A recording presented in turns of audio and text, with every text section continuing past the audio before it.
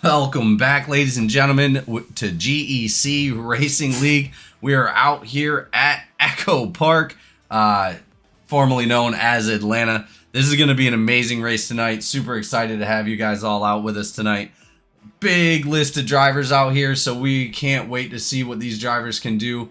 A lot of big names out here. It looks like currently Jeremy Gardner in that number 57 is taking that pole position. We do have a few other drivers that are still out on the field.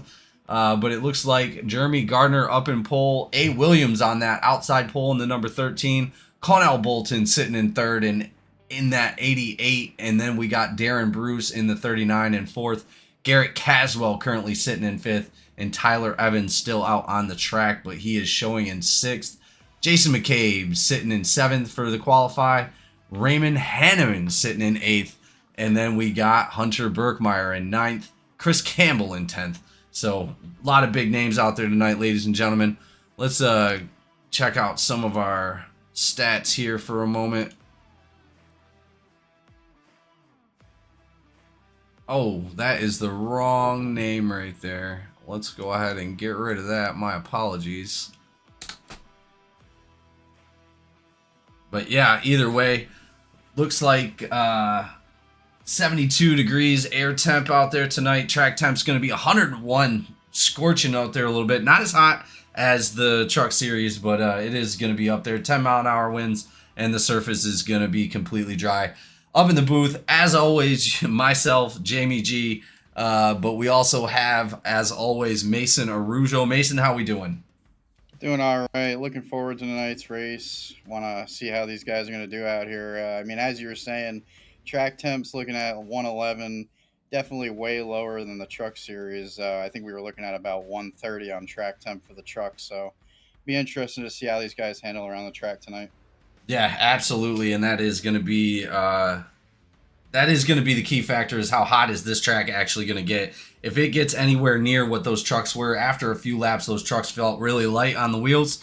Because it was just so hot out there. But yeah, absolutely looking forward to it. Also up in the booth, our race control, Joseph Barho. Joe, how we doing tonight? Series director. Well, right now, yeah, series director, but yeah, right, race control for here. Awesome. All right, fair enough. I'm doing good, man. I'm ready to see. This is gonna be an exciting race. It's gonna be it's hot. Tires are gonna wear off pretty soon, and then I hope the chaos don't hit. Well, as we seen, what was it, 18 cautions under the truck series last night, but we seen significantly less in the Daytona race for the Cup series, only running 6 cautions versus, I believe, the 16 in the truck race at Daytona. So I'm looking forward to seeing what these guys can do versus what the trucks can do. But obviously tonight is going to be much different due to the track being colder. But yeah, Austin Swanson also up in the booth. Austin, how we doing? Oh, I am excited to be back at Atlanta. I feel like we run this track every year, but it never seems to be a bad race. Everybody always has a great time. Lots of speed, lots of competition. I'm looking forward to a great second race of the season. These guys showing up and showing us what they can do. Well, we are out here at Atlanta for the Jake's Junk Solution 300. Once again, thank you for joining us out here at Atlanta tonight. It looks like these guys are actually starting to grid up, which is super exciting. Let's go ahead and start it off, as always, with that national anthem. Thank you so much, guys. We'll be right back. Oh, say, can you see by the dawn's early light what so proudly we hailed at the twilight's last gleaming, whose broad stripes and bright stars through the perilous fight o'er the ramparts we watched were so gallantly streaming, and the rockets ran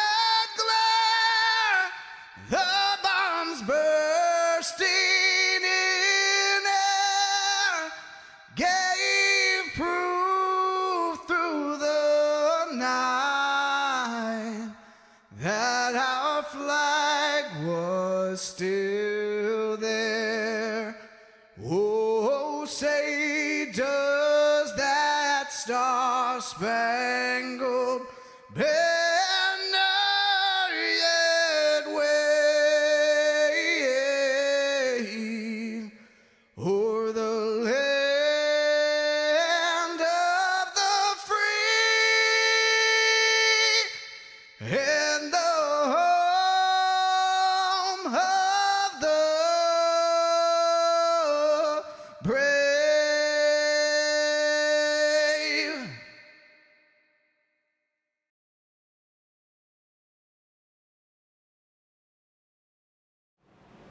All right, ladies and gentlemen, we are back. We're going to be out here at Atlanta for this restart. Let's go ahead and go through our grid real quick if we can make it through it. Jeremy Gardner on the front row in that number 57, A. Williams in the 13. Cornell Bolton in that number 88 sitting in the second row. And then Darren Bruce, Garrett Caswell, and Tyler Evans for that third row. Row 4 is going to be Jordan Marion and Jason McCabe. Row 5, Raymond Hanneman and Hunter Birkmeyer. Row 6 is James Silver, Chris Campbell. Oh, and we got the green flag already. Man, we are not getting a good view, are we? There we go. Row 8, Lee Kiernan and Ryan Moutre. Dustin Haynes for row 9 and Cody Anderson.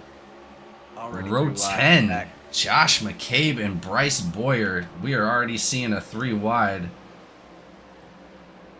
Man, I was hoping to get through the whole grid, but it looks like Shane Cochran starting in the back for 12th row. And I believe that is going to be it. Sorry for the late delay, ladies and gentlemen. I'm still getting used to the new broadcasting equipment that we're working with. Oh, we had to move. It's like Birkmeyer getting doored a little bit there mid-pack.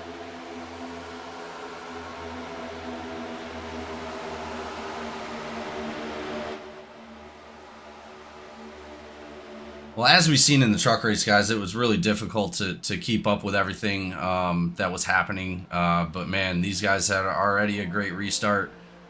Hopefully they can keep it together. It looks like they are doing fairly well. Jeremy Gardner with a decent jump out there. He's going to have the number 88 of Cornell Bolton sitting on his backside. The number 11 of Marion. And, yeah, I don't have trading paints running. That's no good for nobody. Decent battle for that front side, though. 57 maintaining that lead. It is going to be a little bit harder. This is sort of like a mini Daytona out there. So these guys are going to have to make sure that they're doing what they can to not make that contact. Track has actually cooled off a little bit. It was 110 at qual, and then now it's dropped down to 98. There we go. Now we're getting some of those updated paint jobs. Oh, Yep. yep, there it you go. goes. That's one off the 85 inside. right in the back of the second place driver. Do we know who that was? That's going to be Raymond Hanneman. That's going to bring out our first caution of the night, ladies and gentlemen. Our first Jake's Junk Solution caution of the night. Let's go ahead and take a look and see if we can see what happened. Looks like he's right there under the number 11 of Marion.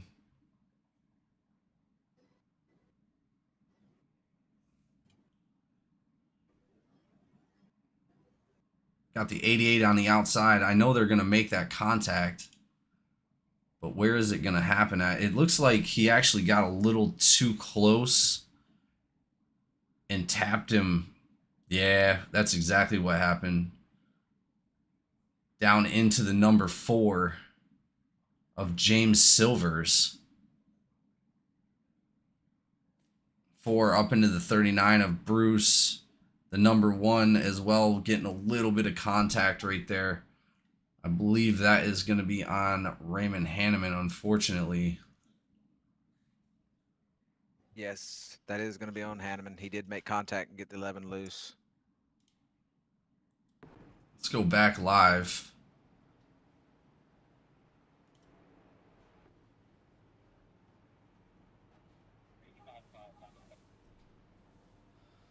Looks like 57 of Jeremy Gardner still going to hold that top spot right at the moment. Cornell Bolton sitting in second place. The number 87, Garrett Caswell, actually taking third place.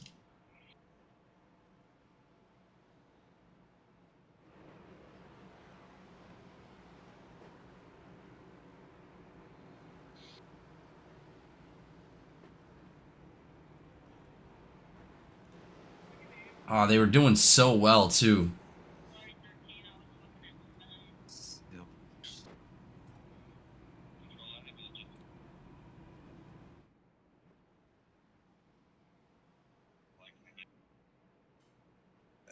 What? Hold on. I didn't understand that. Apparently some chatter going on inside of the race. Those drivers might be going back and forth, not 100% sure. We'll get a recap on what's going on in there.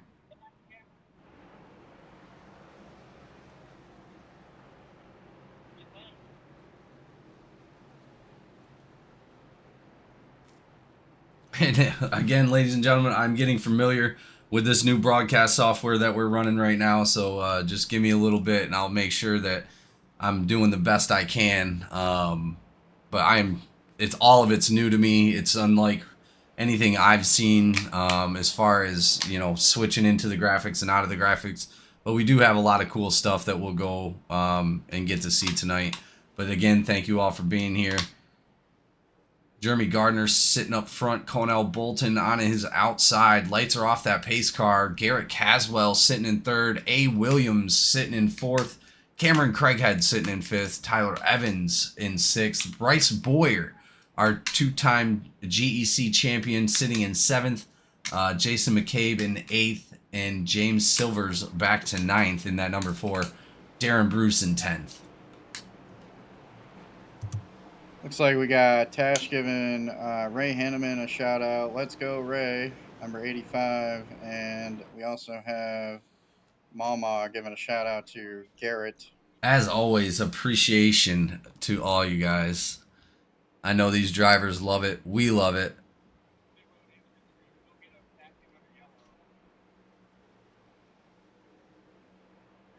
Here we go, ladies and gentlemen. Green flags back out on the track. 57 with a decent jump. 88 falling behind a little bit right there.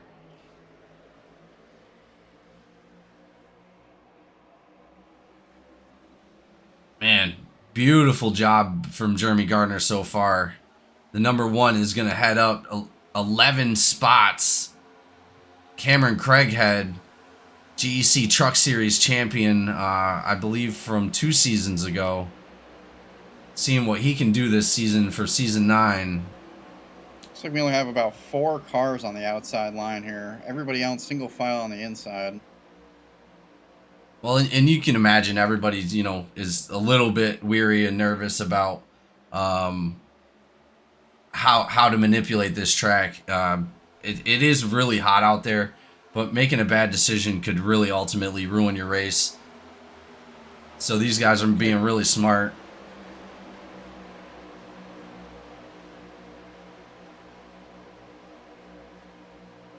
.35, Jason McCabe outside of his brother, getting ahead outside the 4 now of James Silvers, trying to make something happen. That number 20 car is pushing forward up into the top 10. Cody Anderson, 77 and 13 side by side. A. Williams, Tyler Evans showing us what they got. A little bit of damage on that number 4. Let's hope that's not going to affect anything. He's got some front right damage. Looks like going through the middle of the front fender. And some damage on the side of that number 4 as well. 39 with a couple scrapes on the side of that car. Shouldn't really affect it too much. Those guys pushing through. The McCabe brothers get packed together. This is going to be a problem for the other guys. That outside line just not building the momentum that they're looking for. Jeremy Gardner still sitting in the front with Garrett Caswell sitting in second. Yeah, I think everybody's settling in for a little bit. They realize, you know, we got 200 laps to go. Come on, let's make some laps. Yeah, absolutely. Yeah, I mean, as we've seen in the trucker, it's going to be a long race if they can't keep it together.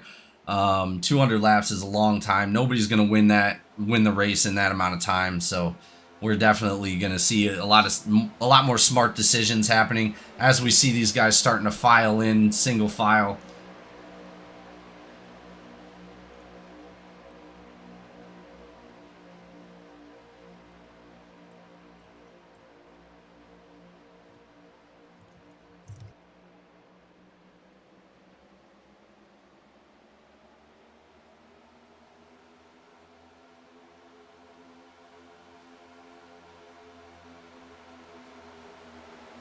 Let's go ahead and take a look at Darren Bruce's telemetry here. 175 coming around those turns. I believe they're probably getting up well over 180 in the straightaways, I can imagine. 180 right now for Josh McCabe. Darren Bruce, 184. I love these new gauges. They're awesome. You get to see the fuel gauge and the speed, the gear, everything. I love it. I think it's great. Yeah, it looks great.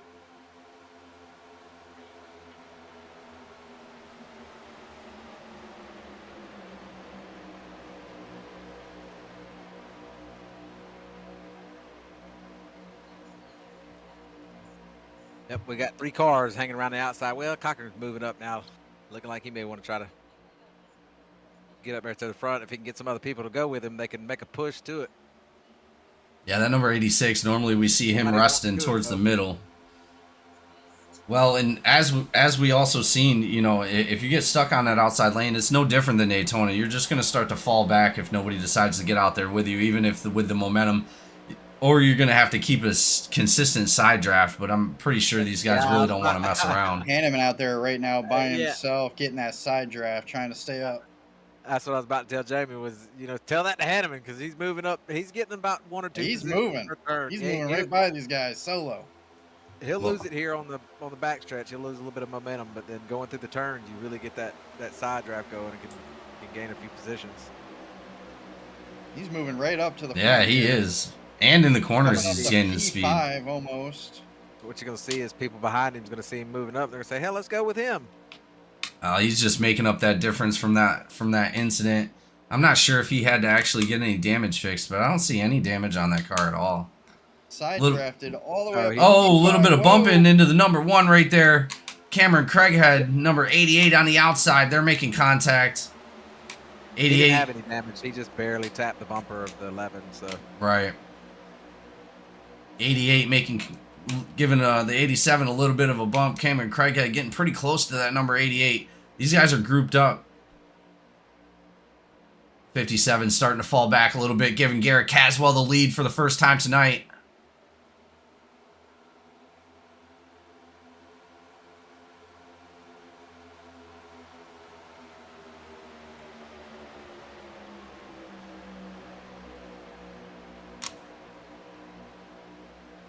Hanneman back up to 3rd place, sitting right behind Cameron Craighead in 2nd.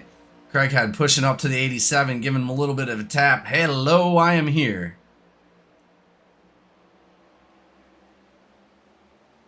Tash in the chat with a free bird.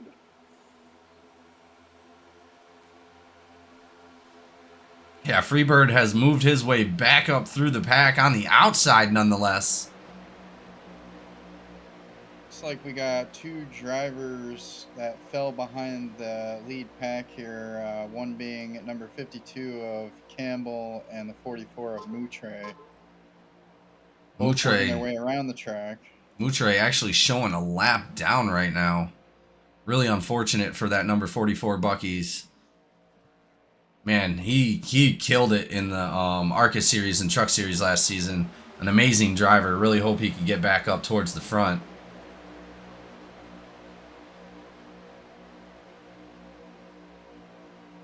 I gotta say, it's got to be a whole new learning curve coming from that ARCA series, you know, to the Cup car. It's got to be a whole different feeling. Oh, I bet it is. Absolutely. Huge transition for these guys.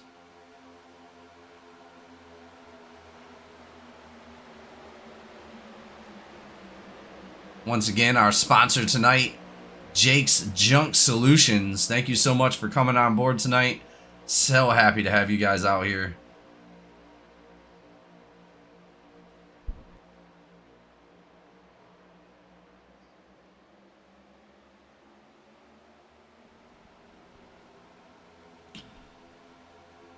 Not a lot of action should, going on mid-pack here. We should start asking these guys, you know, when they sponsor, to give us a little monologue to read off during the. Yeah.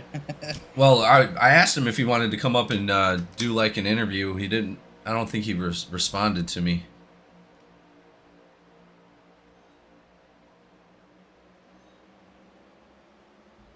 But it looks like the number 20 is pushing his way back up through. He's trying to get one of them top 10 spots, trying to steal it away from James Silver, sitting in at number 4. James Silver followed up by Tyler Evans in that number 77.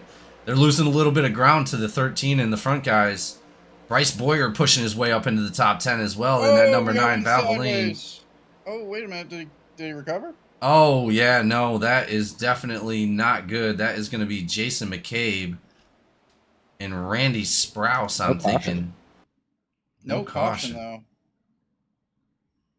Yeah, that's going to be Sprouse and McCabe getting into each other right there.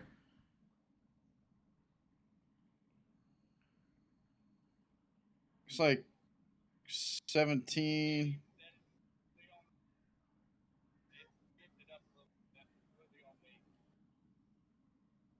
Oh, 17 completely sideways. Drifting back out onto the track. I'm surprised that didn't cause a caution.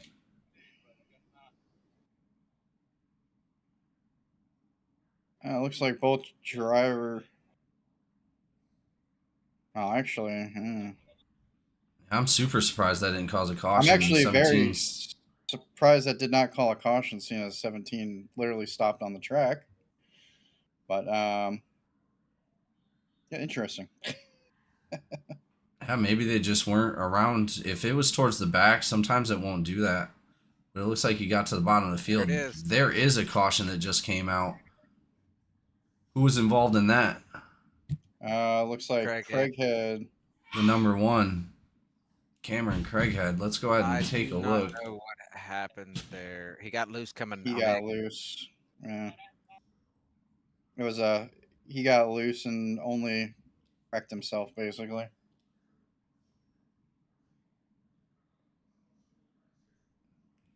I wonder if anybody else was involved in that. No, it didn't look like it. He missed everybody. Oh, wow. Just right into that outside wall, unfortunately. And not only that, there really wasn't anybody around. He just tried to recover that little bit of loose right there. That's going to... Everybody just went down to the apron. That is definitely going to require him to use his fast repair, unfortunately. Yeah, that was some heavy frontal damage for sure. Let's go back live. Garrett Caswell still up in the lead. Looks like a lot of drivers opting into that pit lane.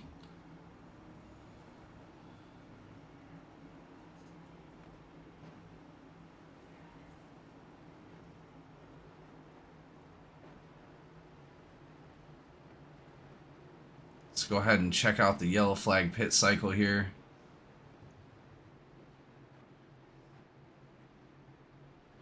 Ooh, look at that. Look at that. Looks nice. Oh, yeah. No, Cochran is a genius, dude. Hey, this pit cycle. Got about...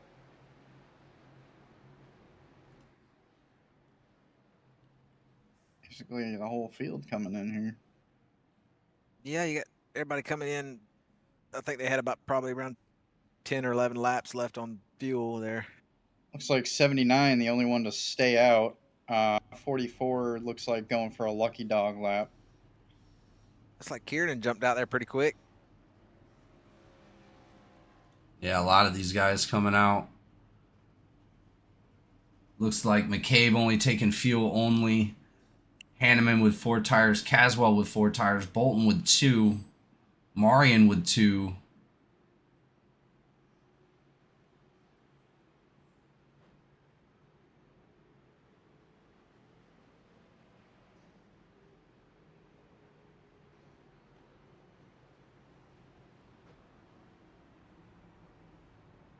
Yeah, you talk about Cochran being a genius. He was our driver spotlight of the week for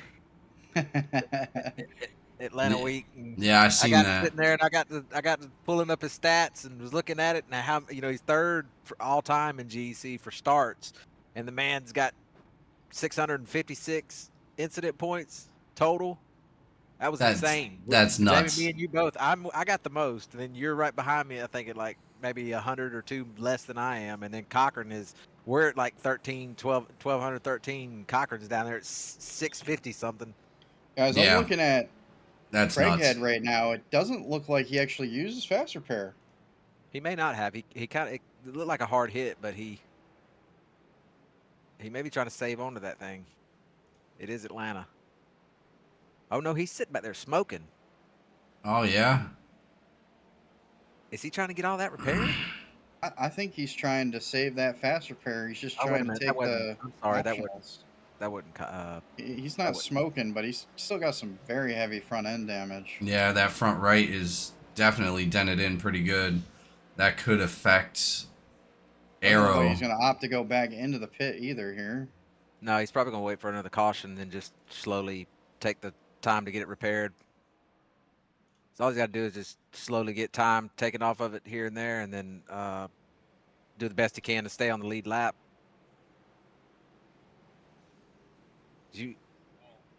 That is a We're 30 laps in, and if he can save that fast repair, it'd be a wise move.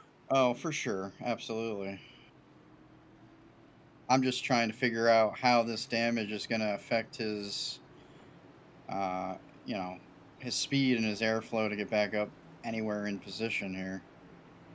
I don't think it may not hurt him too bad, but I think he'll be able to keep pace, I believe. But Oh, green flag is already out. Green flag going out right now. Oh, that's going to put Dakota Osborne up front for this battle with Garrett Caswell. Garrett Caswell dives down to the inside. Number 88 of Colonel Bolton sitting right there behind Caswell. 3 wide with Campbell, McCabe, and the number 79. yeah, the 79 I think was on the radio letting him know that he was going to drop back. So he just went to the outside wall. I believe it was Osborne saying that. Does appear that is what he's doing. He's letting all these cars by. I mean, at this point, I wouldn't want to be up front, really. I don't want that pressure. I don't want people pushing me. It's definitely a smarter strategy as far as that goes. Shane Cochran moving up into the top 10 for the first time today.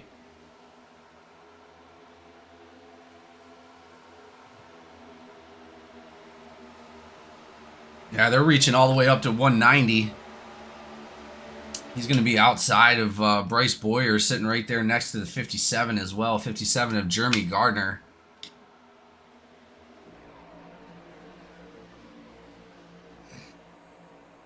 You got it in you, Jamie, to walk across that track barefoot with that 115-degree track temp? Absolutely not.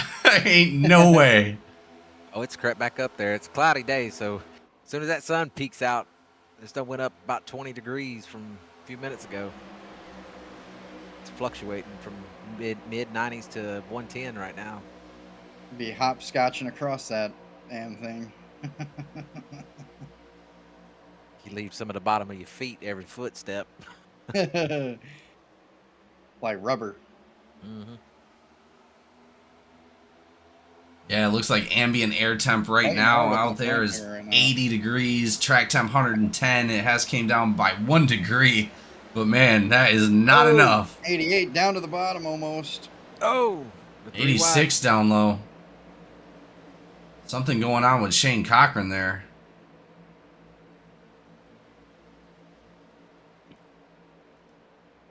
Bolton just went below the line, but he did it Bolton to stay safe, so he's falling he's back. okay.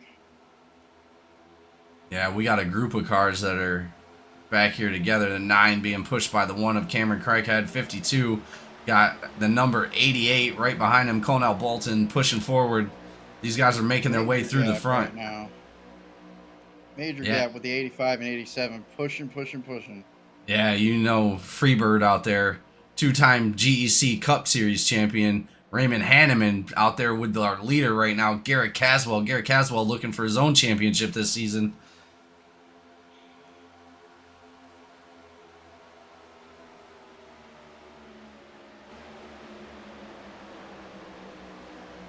Absolutely phenomenal racing so far. Number 9 falling back just a little bit. Bryce Boyer, last season's ARCA champion and truck champion. He won them both in the same season. That picture he took was hilarious. Yeah. That was so good. And Oh, British man. here holding the trophies. Kind of fell behind the pack here a little bit.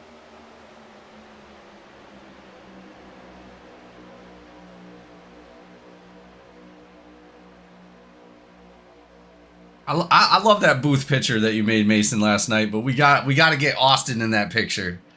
The one with the lanyards? No, the ones with the suits. That's the one I got up. Oh, I did actually make another one with him in it. Oh, did you really? Yeah. Oh, see, I didn't even see that one, or else I'd use that one instead. My apologies, Austin. That's my fault. My fault. But either way, these guys are out there doing an amazing job right now. Super happy. You're good, man. I got a nice little Mike Trout look going on in that photo. Looking thick.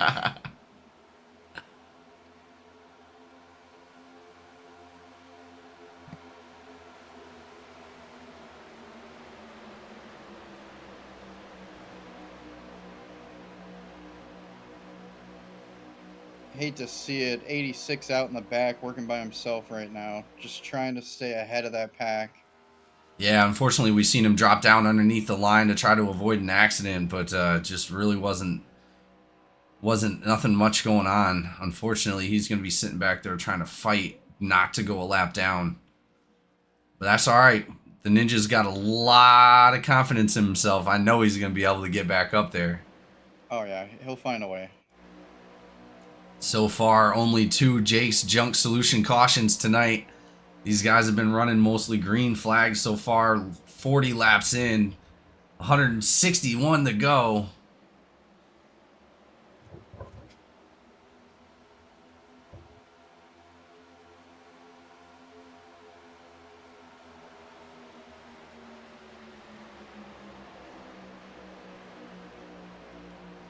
Like number 77 was poking out there for a minute, seeing if anybody was going to go with him here, but doesn't appear anybody.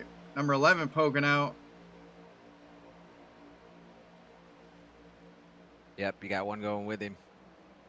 That Sprouse, that's his teammate there. That's Both going to up be with Nevermind Motorsports. That's going to be Jordan Marion. He's definitely a GEC veteran out here with Randy Sprouse, also a GEC veteran. But look behind them. They also got Campbell sitting right back there. They're going to be... And Craighead. Oh, Craighead's right next to him. Yeah, he is. Honestly, Nevermind Motorsports. My bad. They're That, followed. signature X face. Yeah. Love it. Followed up by OCS driver 95 of Hunter Berkmeyer. Looks like he may be the only OCS driver out here tonight, unfortunately.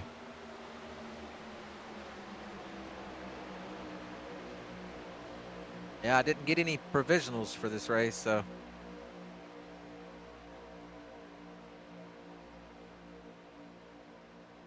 It's like Man. the McCabe brothers both back to back here. 36 in front, 35 in back here. Yeah, like I said, once those guys link up, they're hard to keep down. I mean, as we seen last season in the playoffs, those guys really ramped it up. They started just killing it in the playoffs. I believe McCabe. 77 getting pinched out of the bottom here. Oh, Ooh, almost bad for a second. Berkmeyer almost down low, giving him another little rub right there, unsettling that car. 77 able to maintain it. Oh, jeez. Oh, Mama reminded us we didn't do our picks, but she said don't pick Garrett. Yeah, no worries, Mama, no worries. You know what? We got a long race to go, guys. Let's go ahead and do everybody's favorite segment. Who's your pick? We'll start with Mason. Mason, who do you got for tonight? Who's your pick? I'm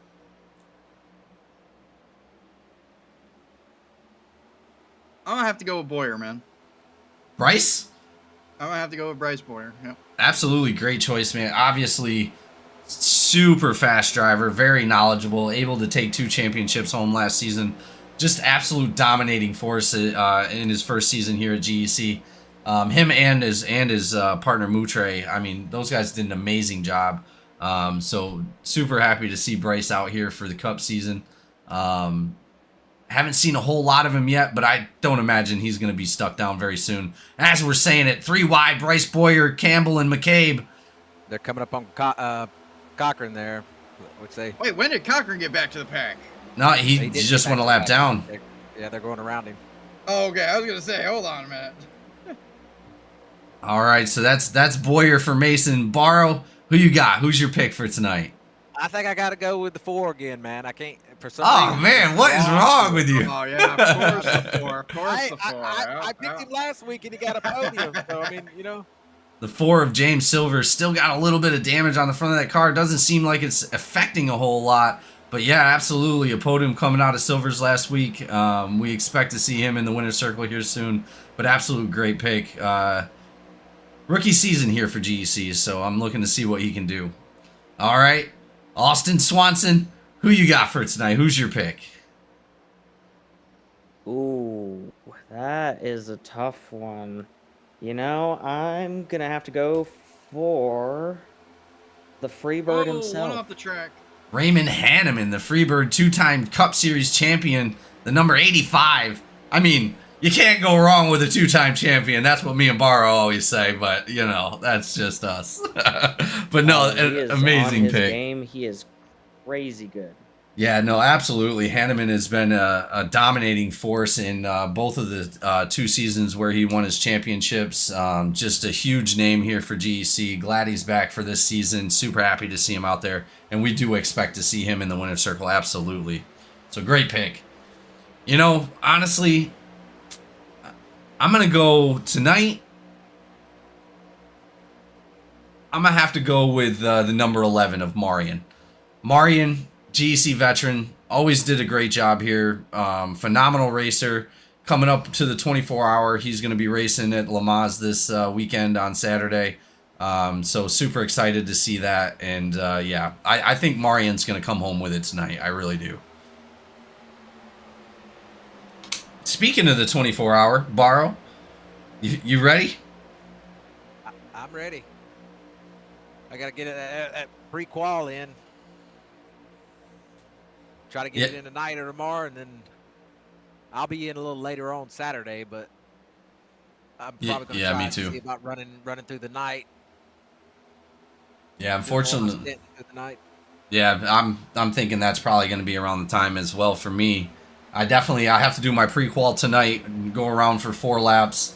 And then tomorrow I get out of work at 5, so I'll be there a little bit later as well. I know you say you had to go lay floor. We all know what that means, but you know. But yeah. Yeah, I got a little job that came up that I got to get done before someone leaves out of customer leaves out of town. So he's from Maryland, so it's hard for him to get back and forth. But I'm still gonna make it though. Well, it's gonna be an amazing race. Obviously, we've been with Outlaw for all season doing these endurance races. Amazing team, a bunch of amazing drivers. Can't wait. It's gonna be super exciting. But anyways, ladies and gentlemen, back to the race. I'm gonna have to step away from the booth for just a second. I'll be right back. No worries. It Had looks a like small incident. Just probably about 5 or 6 laps ago with Darren Bruce getting loose, and I believe it was either turn 4 or turn 1. I couldn't remember, but he went to the bottom of the track and ended up coming back, so we're good there, but he did lose positions. Well, Garrett Caswell still hard charging for the lead. Number 87 up front, followed up by the number 285 2-time champion Raymond Hanneman. That's going to put the McCabe's. Oh, his brother's Josh is the only one up front right now. It looks like Jason had fallen back a little bit, down to 18th.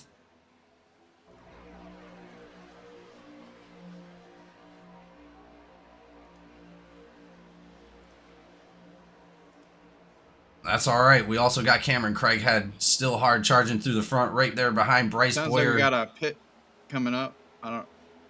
Yep, sounds like we got Oh, a few really? cars coming in for pit. Is that going to be this round? Yep, this time around. Oh, all right. Well, let's see if we can get that green flag pit cycle up on the chart. See Sounded how. like, I believe, 79 and 44 coming in. Yep.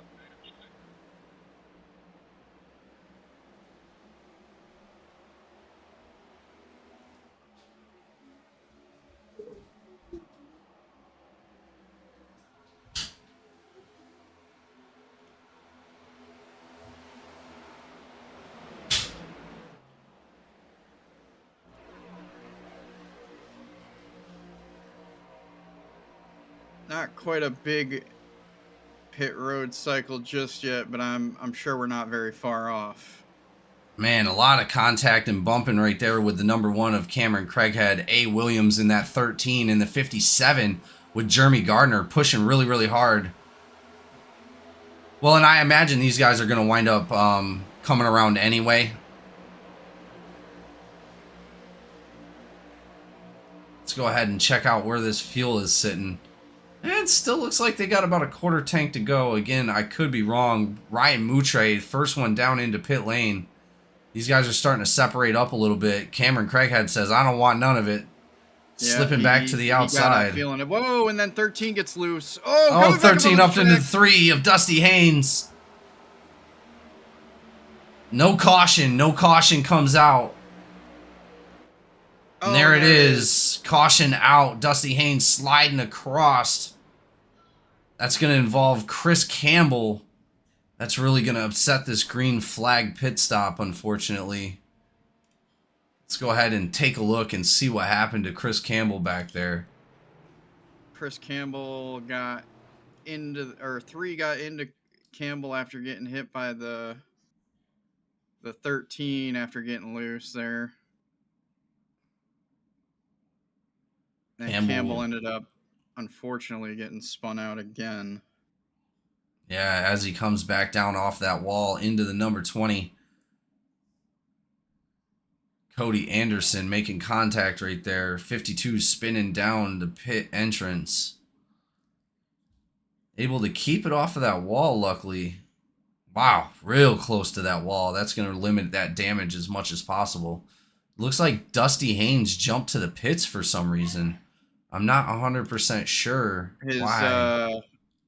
His car spun out and then sounded like it was having some troubles at the bottom of the track just after that. Yeah, we're looking at that right now. Oh, there's something wrong with his outside wheel. Yeah, he's got heavy wheel damage on the back of that number 3.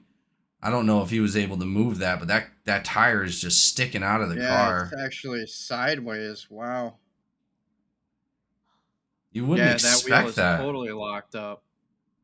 Oh, terrible for the number 3 of Dusty Haynes having to tow out so close.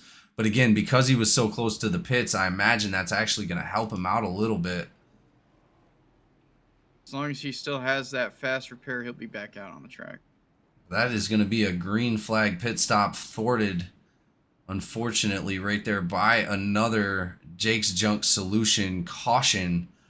That's going to be our 3rd caution of the night, ladies and gentlemen. 60 laps in, 140 laps to go. Number 77, Tyler Evans now taking the lead. Garrett Caswell sitting behind him in 2nd. Raymond Hanneman sitting in 3rd. Josh McCabe still up there in 4th. Bryce Boyer now moving up a few spots right there. He's going to be up 15 spots for the night for ALR in that number 9 in the 5th place. Jordan Marion sitting in 6th place, up looks like only 1 spot. Randy Sprouse jumping up into the top 10, that number 17, up 15 spots for the day. He's going to be in 7th. Kay Dunn sitting in 8th in that 31. Cameron Craighead now in 9th, and in 10th, Cornell Bolton.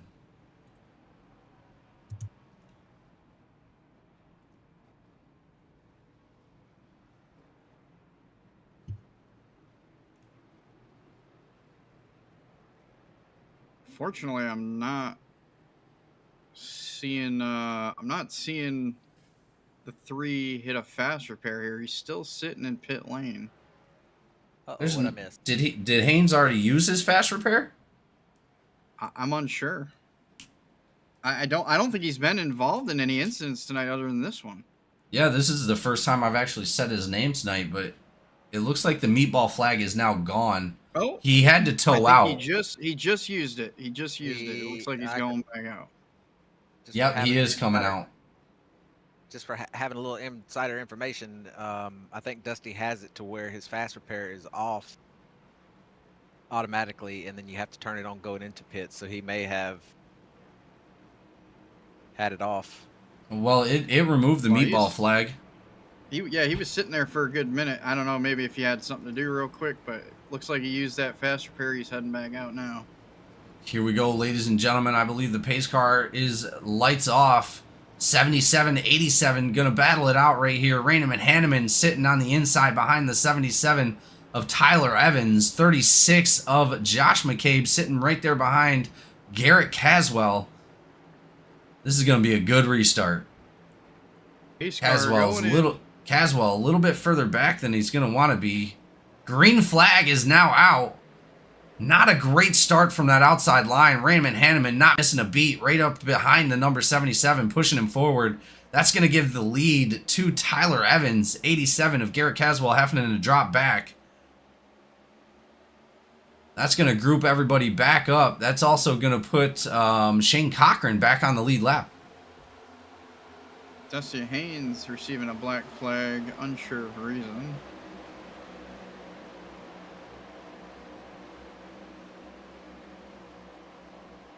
I think it might have been from passing the 52 while still just before the green. But 52 kind of fell back, allowing 3 to overtake. So I'm unsure of how that works. Well, fastest laps on the track currently are going to be Garrett Caswell with a 29.35, Dakota Osborne sitting on a 29.78, Ryan Moutre with a 29.79, Hunter Burkmeyer actually up in some of the fastest laps, 29.81, and then Chris Campbell with a 29.84. And it does look like Dusty served that penalty, drive through under green. He is heading back out. Well, the way these guys have been running, it's going to be a little difficult to get him back on the lead lap, being multiple laps down. He does have Ryan Moutre in front of him, which is only currently 1 lap down at the moment. Shane Cochran, I believe, getting that lucky dog after the last caution had come out. So that put him back on the lead lap. Shane Cochran now sitting in 11th after being a lap down. Just amazing driving from the number 86 today. Oh, absolutely. Absolutely. Ooh, a little bit of tap to the number 895 of Burkmeyer.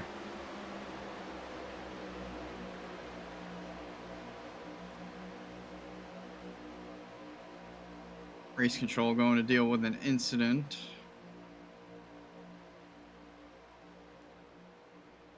Hanneman, now our new leader. Tyler Evans dropping back. Not sure what happened right there, but Garrett Caswell going to be right up behind the number 85. They've raced really well together in the past. Let's see what happens with the 85 and 87 here for a minute.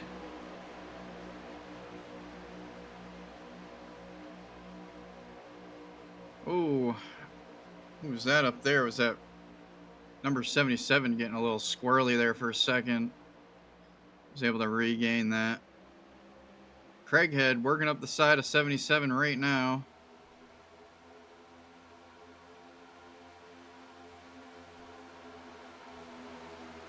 Unable to take it.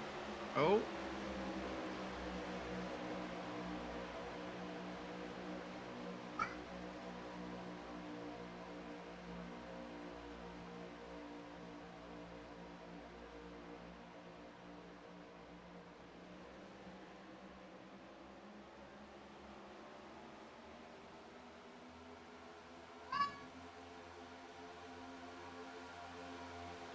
Great racing thus far coming out of the 85 and 87. They've led the most laps today. Let's go ahead and just see who's led some laps.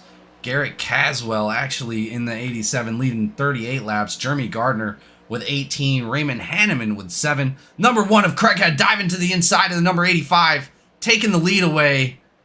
That's going to put Craighead in the lead. Hanneman's not giving up on it, though. Oh, no way. Having that. Yeah, Hanneman's pushing stronger. To the outside, straight out. Ooh, Craighead trying to get up in front of the number 87, just not gonna work. Hanneman back in the lead again. Impressive move by the number 1. Major speed right now. 87 coming in for the bump. Ooh, 31 of Dunn getting a little loose right there on that outside. 39 right behind him of Darren Bruce.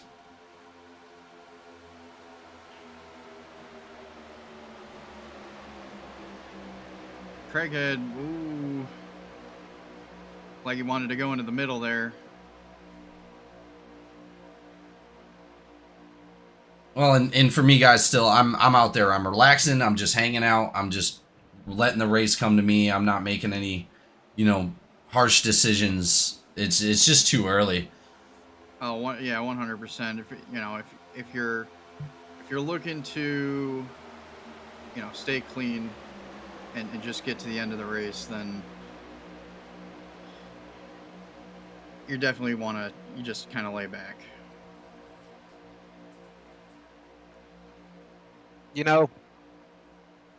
We're talking things that should be happening, but you know how it is. Like I hear Jamie saying, I would be just staying back, and he's the same way as I am. We get in the moment, we get in the race, we're in that, you're side by side with someone, and you're you just want to take it. Every once in a while, you're thinking, calm down a little bit. But for the most part, 31 getting loose. For the most part, you're thinking, get to the front, stay out of the back. Yeah. You are not wrong, good sir. You are not wrong at all. And I mean, it has its advantages and has its disadvantages. Being out in front, obviously, you don't have to worry about any wrecks that happen, right? But then again, in the back, it's like obviously a little bit more cleaner racing. But if a wreck does happen in front of you, it's going to be a lot harder to avoid. Yeah, it's a very, very smart move right now to be just taking it easy, counting down the laps, getting close to the end, and then push it. But it's so hard. It's so hard to make it happen. 31 falling all the way to the back here after getting loose up front. Yeah, him and the 39 involved in that little bit of a checkup right there. Where did the 39? 39 is even further back right now of Darren Bruce trying to catch up. He's going to be sitting behind A. Williams in that number 13. 27 of Lee Kiernan. Little bit of damage on the outside of that 27 car. Must have got involved in one of those incidents earlier. I didn't even see him get involved, honestly. Who? Lee Kiernan. Oh, yeah, I don't. You got the pack getting ready to come up on Campbell and Hayes here. Next lap or so.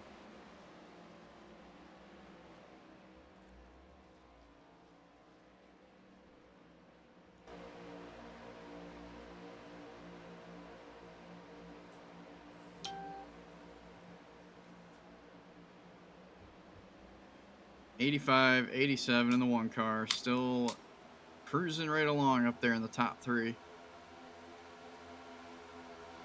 Bolton following close behind in P4.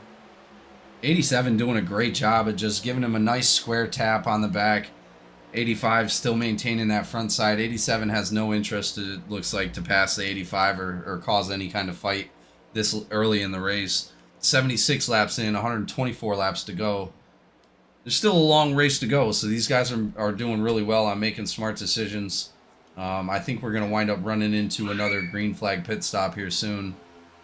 Gonna have to see how they navigate this up here. Gonna be coming up to 2 lap cars currently. Yeah, right now it looks like they got 17 laps on those tires. I believe we had an estimate of 50 laps altogether. What do you think they're getting out there, Barrow?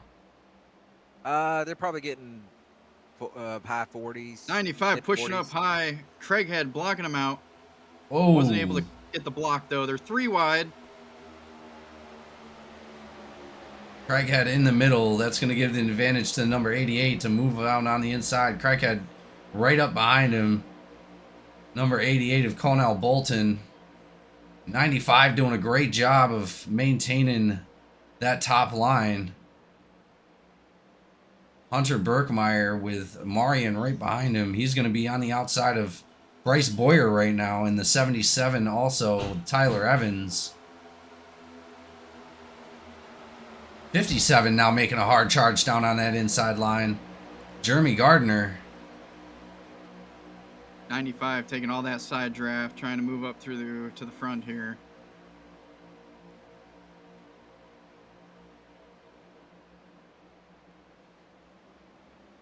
So far, the season standings, Craighead sitting at the top of the list. Raymond Hanneman behind him in second. James Silvers in third. Shane Cochran also tied with third. And for fifth, we got Cody Anderson. These guys got to figure out what they want to do. Otherwise, it's going to be hard for these lap cars.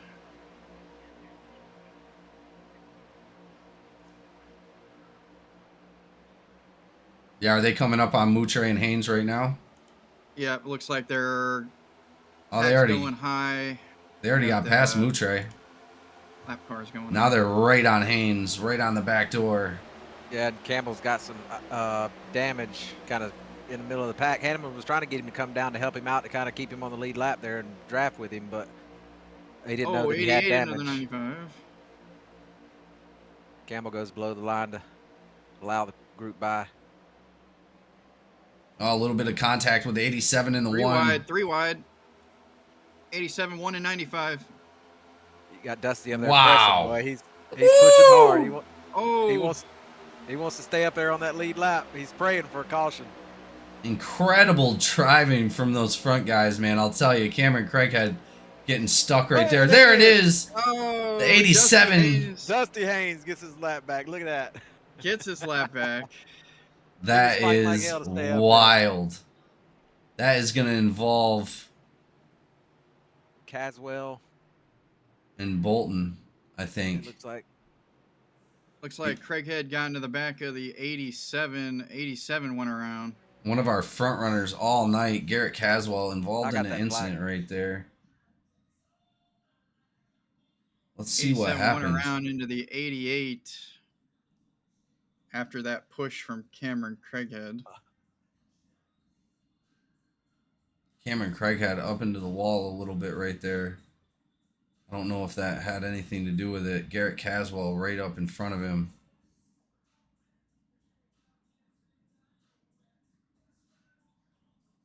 let's see. I think that probably is going to be on Craighead. And I believe... Yeah, I got a very clear bump in the back of the 87 by the 1 car. Yeah. And I think that is the 1 car's second penalty of the night. For the night. Yep. Oh, I hate to see that for Cameron. Chicken wing. He was doing real good. 87. Be a drive-through for the 1 car. 87 barely keeping that car on its wheels, man. That almost went straight over the top. Everybody opting there to go into the pits except for 3 cars. It looks like 95, 44, and can't make out what the other car is.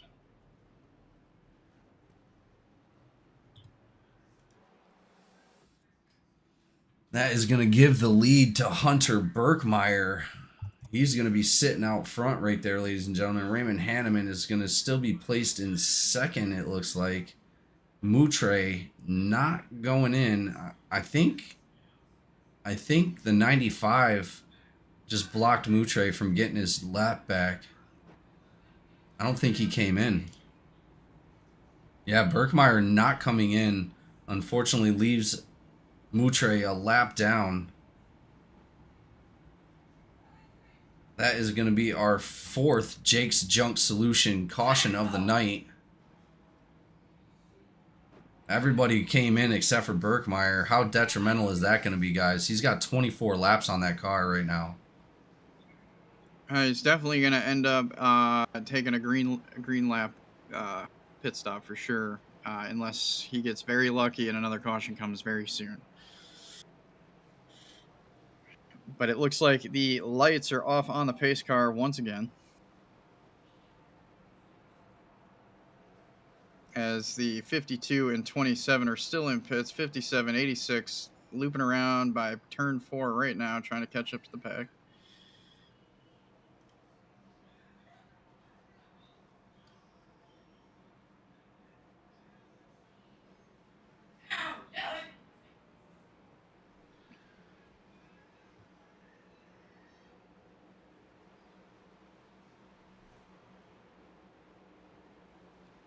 I'm gonna try to adjust these cameras real quick, guys. Just give me 1 second. There we go. That is better. Cameron Craighead catching that black flag, unfortunately.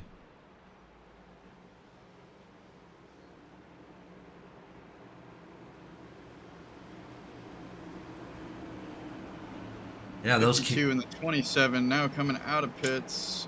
They are going to have a very hard time catching up to this pack before they hit that line, I think.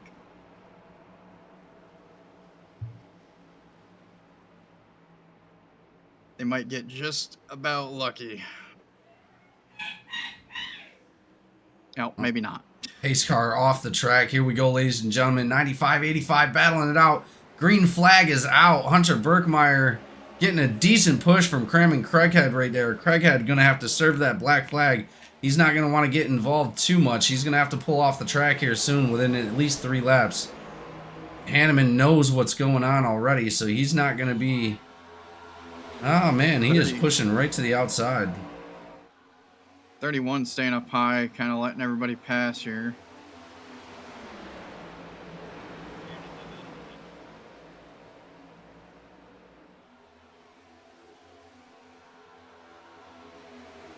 Craighead decided not to do it this round. He might do it next lap. But he's definitely going to have to come into the pits to serve that drive-through. Listening to the number 52 and the 27 talk, looks like Kiernan still has a little bit of damage, letting the 52 by. Maybe trying to draft behind him. Yeah, as Craighead goes down into that pit entrance out of turn 3, he's going to be coming into pit lane to serve that penalty.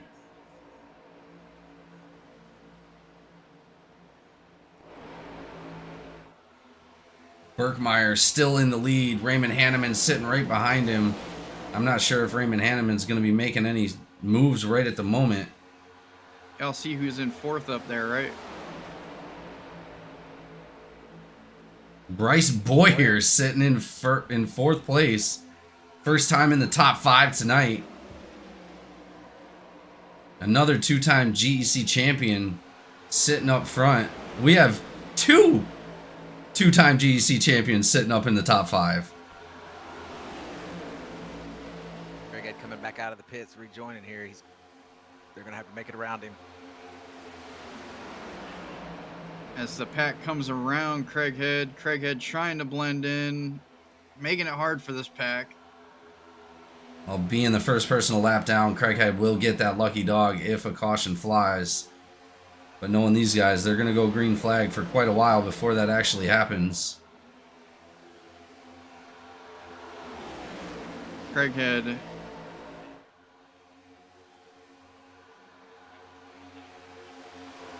Absolutely Craighead incredible. Making, oh, 85 getting spun. 85, looks like the 87 went down into him. I'm not 100% sure what happened. Darren Bruce getting involved in that one right there. That's going to be our 5th Jake's Junk Solution caution of the night, ladies and gentlemen. Let's go ahead and go on with Raymond Hanneman to see what happened right there. Looks like a little contact from the 87 into the back of the 85, giving him that spin there.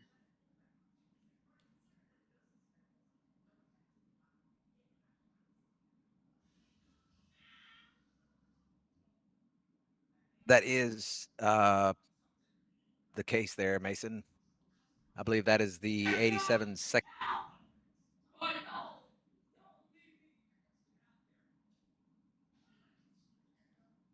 That would be his first, right? Um,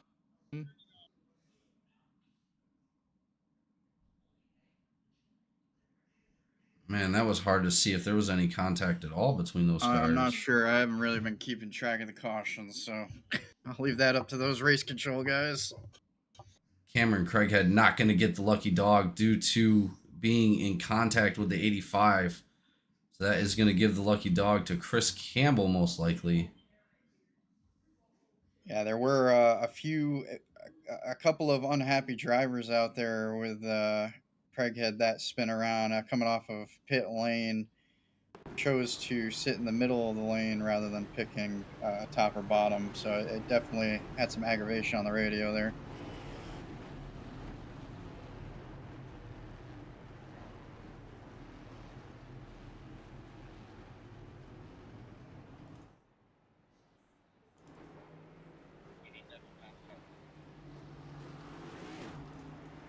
And as I'm listening, race control has called 87 at fault for that last caution.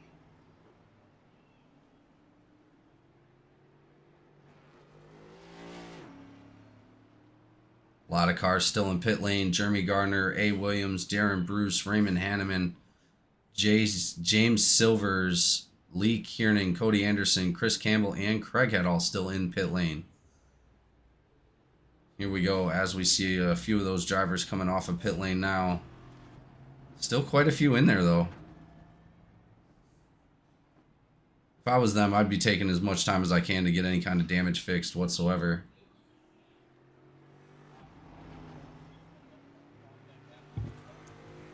Okay, well, race control just told you, so let's keep it off the radio.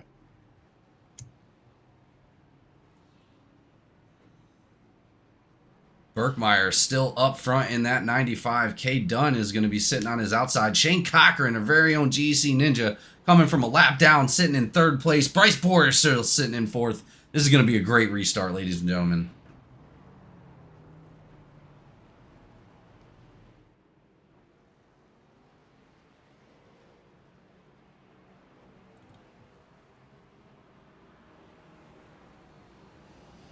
Bryce Boyer sitting in that what is that, P4, P5? P4. Oh, no, he is in P5, isn't he? The 77 is in P4. P4, Tyler Evans. P5, 4 now.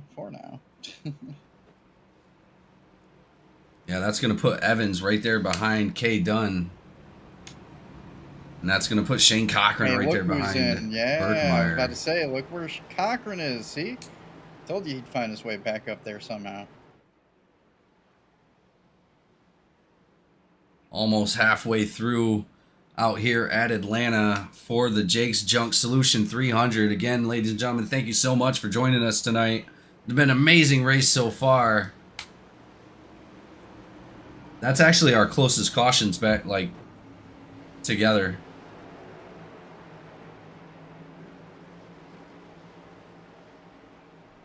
Was I talking in game? Did anybody hear me talking in game? Yeah, you key up every once in a while. It sounds like you're tapping on your mic with your hand.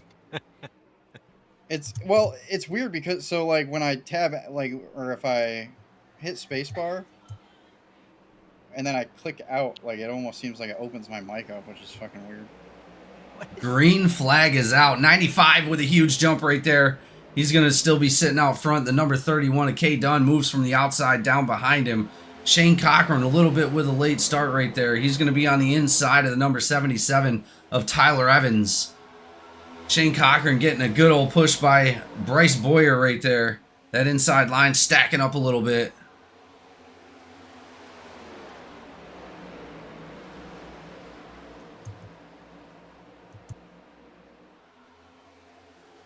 Outside line just not able to make the momentum they're looking for. 77 dives back down. Tyler Evans in front of the number 79 of Dakota Osborne. Dakota Osborne up into the top 10.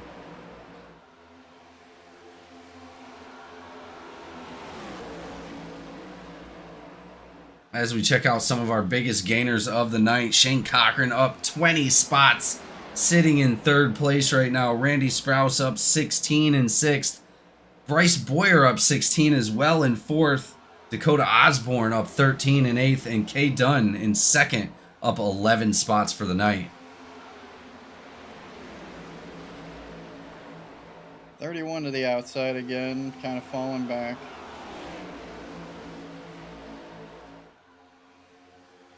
Yeah, not what you want to see when you're on the outside. A huge train of cars just moving on that inside right there. He's not getting close enough for that side draft, so he will be falling back on the outside of the 77 right now of Tyler Evans. Ooh, getting a little bit of a push from Cameron Craighead. Cameron Craighead needs to be a little careful right here. Next penalty for him will be to park that car for the night, so hopefully it does look like he did back off a little bit. 31 of Dunn deciding that, oh no, and he's back to the outside again.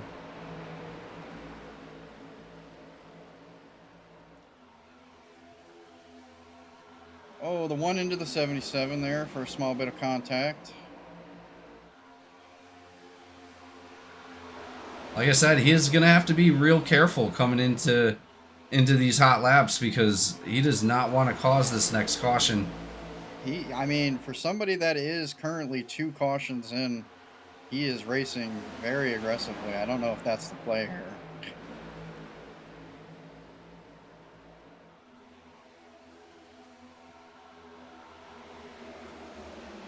K Dunn slipping back a little bit further. Doesn't look like it's affecting him too much to be on that outside. The outside. Cornell Bolton in that 88 now moving to the outside with K Dunn, seeing if they can make something happen behind Cameron Craighead. You also have the number 3 out there of Dusty Haynes.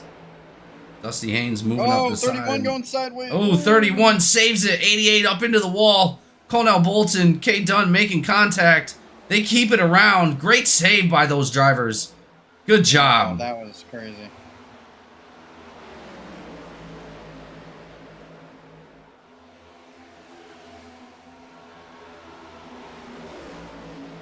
Absolutely astonishing. That was incredible. Berkmeyer, Cochran, and Boyer, top 3, followed by Marion and Sprouse, falling out the top 5 there. That makes 100 laps, ladies and gentlemen. That is halfway here for the Jake's Junk Solution 300. These guys have already won 150 crazy laps around Atlanta, or Echo Park, as they would call it now.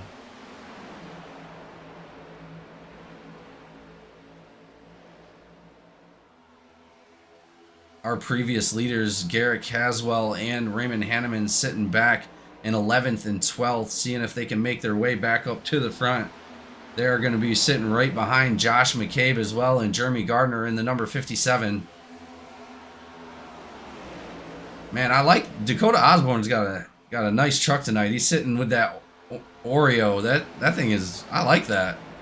Oh, that's a Rowdy car in honor of Kyle Busch. I like it. It looks really nice.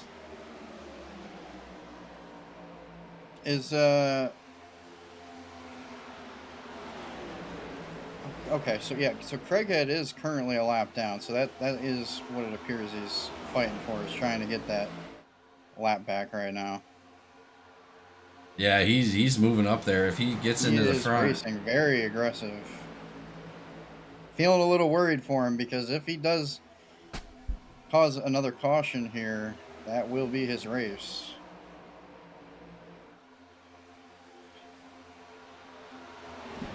yeah, I do not want to see him have to park the car. Such a great driver, doing an amazing job. Unfortunately, just involved in a couple incidents tonight. If I were him, I would just be kind of chilling out where I am and just waiting and praying for a caution, because at this point, he's a lucky dog. You know, he'll get that lap back if a caution comes out. I mean, you still got, what, 196 or so laps to go? Or, I mean, 96 laps to go, rather. Shane Cochran. Boyer trying to get that run on that outside up there. Yeah, I seen that. Oh, real close to that 95 right there. Shane Cochran getting that side draft, seeing what he can do on the outside to take the lead. That's going to allow Marion in the number 11 to jump up into second place, right behind the number 95 of Berkmeyer. Berkmeyer, our leader for the last quite a few laps. Marion looking to the outside now. Yeah, Marion looking to take that P1. Man, everybody wants that P1. Jordan Marion being scored as the first driver right now. Taking that lead away from Hunter Bergmeyer. He's going to drop down low in front of Hunter. That's going to leave Cameron Craighead and Shane Cochran on the outside trying to make their way through. Creating a nice little gap for himself, too. Marion in the number 11. Craighead here also a lap car, so he's got to be very careful to watch out for these guys that are actually on the lead lap. Oh, a little bit of contact with the 17 of Randy Sprouse in the number 1. Number 1 getting real close to that number 95 as well.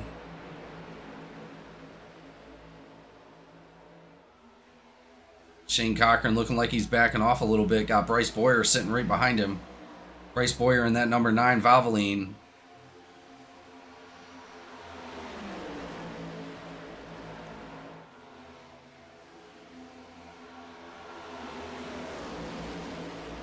Cameron Craighead into the middle, cutting it 3 wide.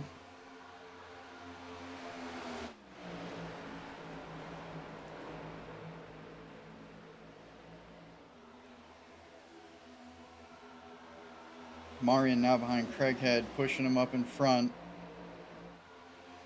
Berkmeyer definitely trying to get that spot back. It's going to be a battle. Cameron Craighead going to be out front right at the moment, but that's going to push Marion straight forward on that bottom line. Marion now scored first. This is going to be a hard decision on what happens here. We're coming up on a lap car. Campbell right now. Marion falling back. It's going to be 3 wide right there. Marion slipping into the middle. Boyer in the 95.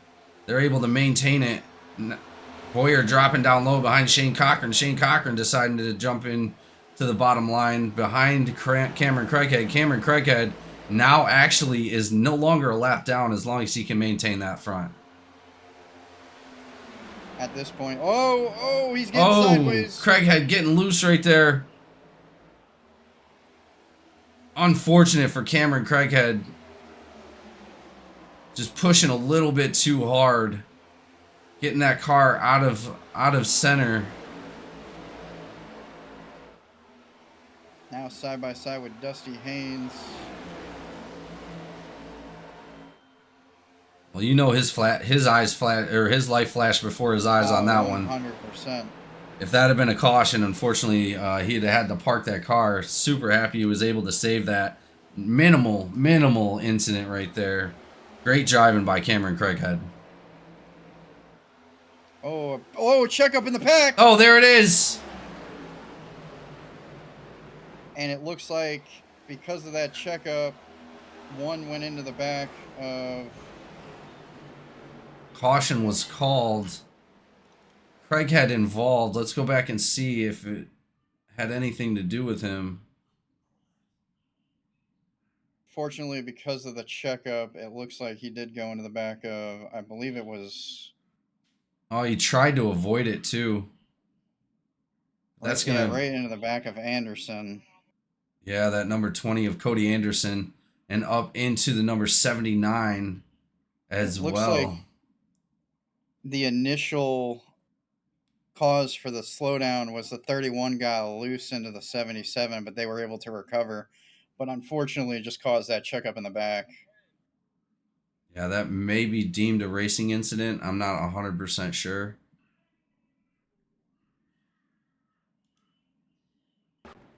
Let's go back to live here. As these drivers come into pit lane, we're going to go ahead and take a quick commercial break, ladies and gentlemen. We'll be right back after these messages.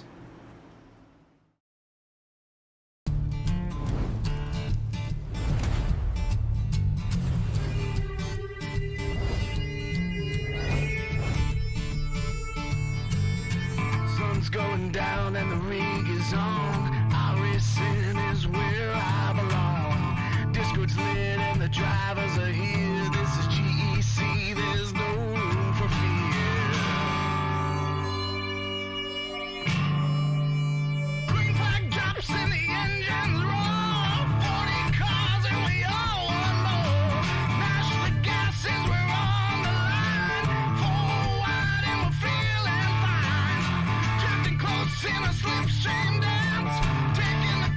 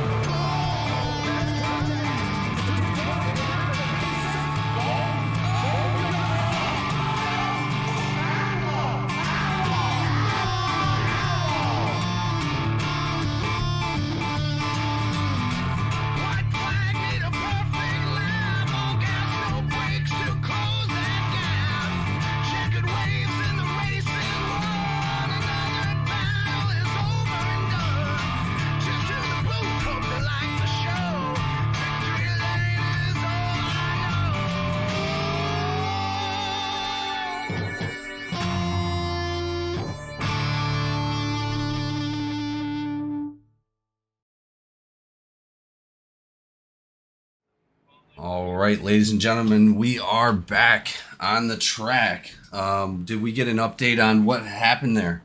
Or who was there an We at did. fault? I guess a lot more happened in that than we had actually saw. Um, the initial incident between, I believe it was the 20 and or with the number one car, and also with the 31 car getting loose, that had nothing to do with the caution. Apparently, the caution was brought out by the number four car losing connection and taking out multiple cars in the back of the field. Oh, wow, really? So, therefore, Cameron Craighead was cleared, and the four car did take the penalty for that.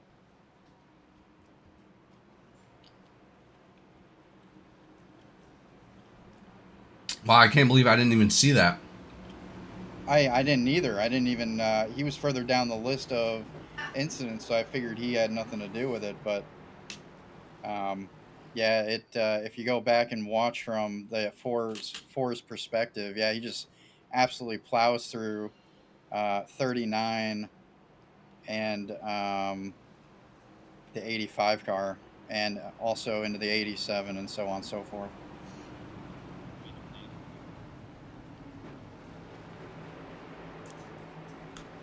We'll go back and take a look at that here in a minute.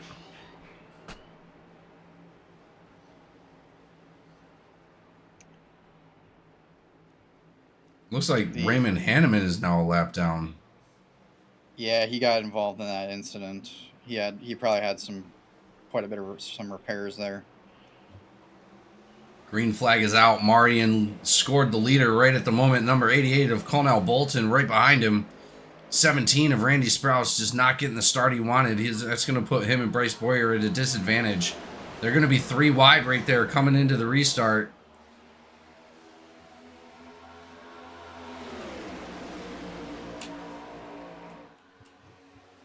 '87 of Garrett Caswell making a smart decision to drop it down low and not make it 3 wide. But yeah, let's go back. It looks like the 4 is back out on the track. Let's go back and see what happened during that last caution.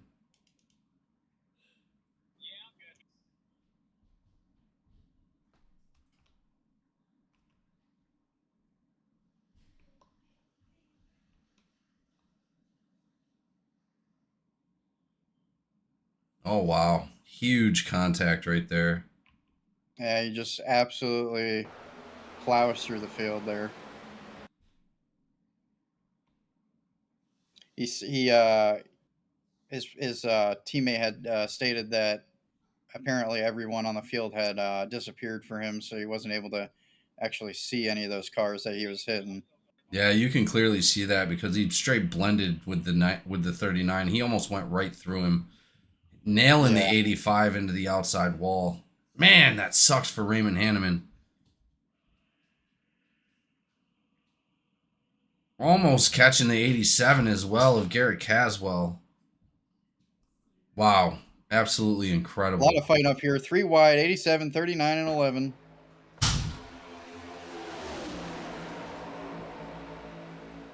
As we come back live, Shane Cochran down on the outside lane, 86 with the 11 of Marion right behind him.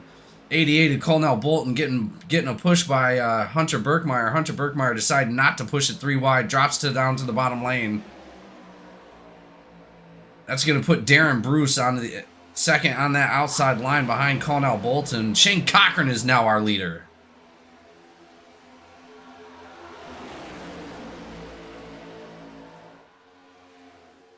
Wow, and just to think, the beginning of the race, he ended up falling into the back of the pack, going 1 lap down, ends up recovering from that, getting his lap back, and now straight up to the front. You know what that sounds like to me? Sounds like a ninja. Sounds like a ninja. Sounds like a ninja, you're right.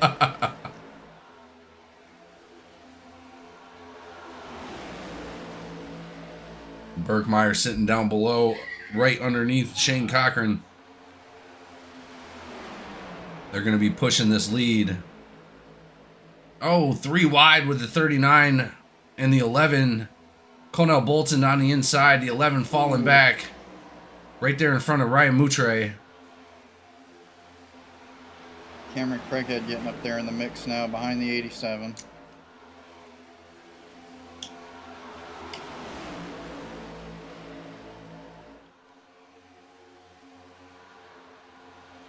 It said Chris Campbell had the lucky dog. I'm wondering why he's still a lap down. He might have got Cochran off the field there. What happened? Full course caution. Oh wait, no, I lied. Caution didn't even come out. No, not a caution. Not a caution. I was far behind there.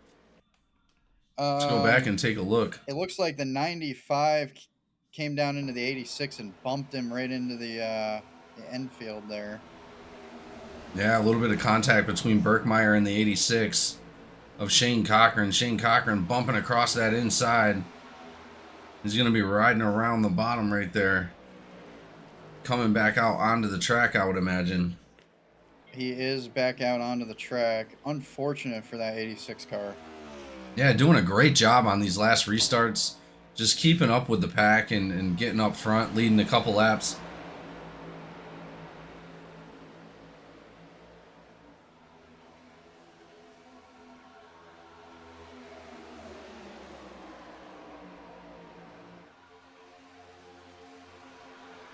Back to what I was saying about Campbell, Campbell. I think he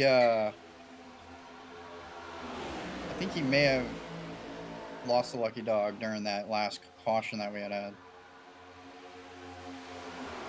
Possibly. That'd be the only thing I could think of.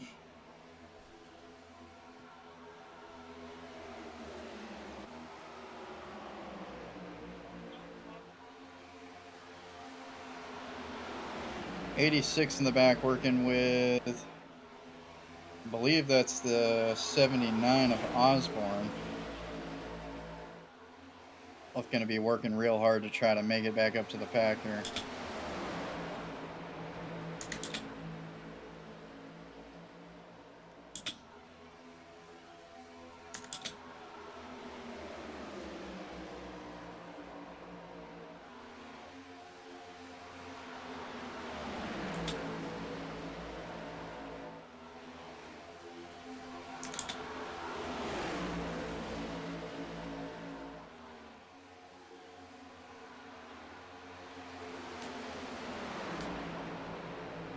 Yeah, we've seen some incredible saves already, Mason. I mean, just astounding how well these drivers are doing out here. Oh yeah, there's been some absolutely great saves tonight here. Just anywhere from getting loose into the middle of the pack and being able to recover and keep it straight is just always going to be a fantastic thing. And we've seen a couple of those here already.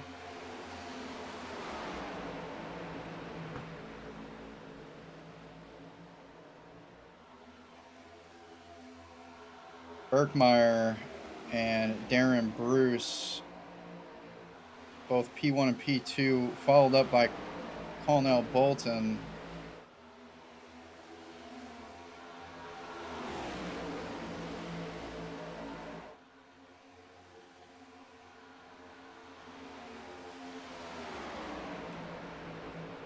Going to be coming up on a lap car, I believe. I believe that's Hanneman there.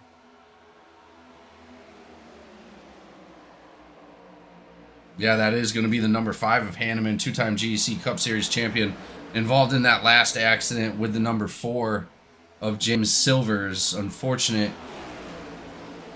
He's going to wind up. This will be 3 laps down for him. For Silvers? No, for Hanneman. I believe he's 2 now, and he just got passed again. Really? How did he go so many laps down? Did he have to tow out? Yeah, I think he got really messed up in that last incident where he got plowed through there. Unsure of what race control will do with that if we do get a caution. I'm not sure if they'll give him wave rounds or not due to another racer's connection issue, but I don't know.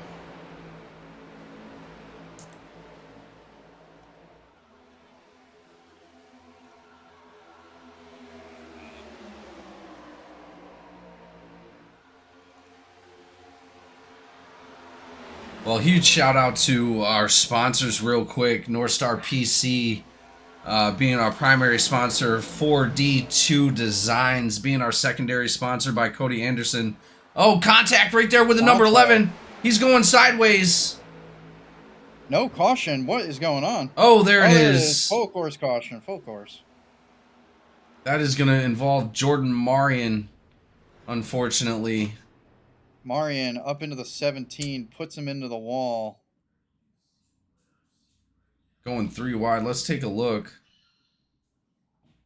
Marion with a meatball flag. Yeah, Marion just straight up into the 17 of Randy Sprouse. Sprouse up into the wall. Unfortunately, just a bad call there, trying to split it 3 wide. See if anybody else was involved in that. It doesn't look like. Oh no! I did see some contact down the there. 57. Yeah, 57 caught some contact there. 57 having a good night.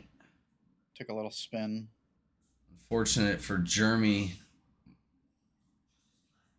on that last one. Jeremy Gardner taking some damage. That's going to give Jeremy Gardner a meatball flag and Jordan Marion both a meatball flag. Race control now deeming number 11 car at fault for that.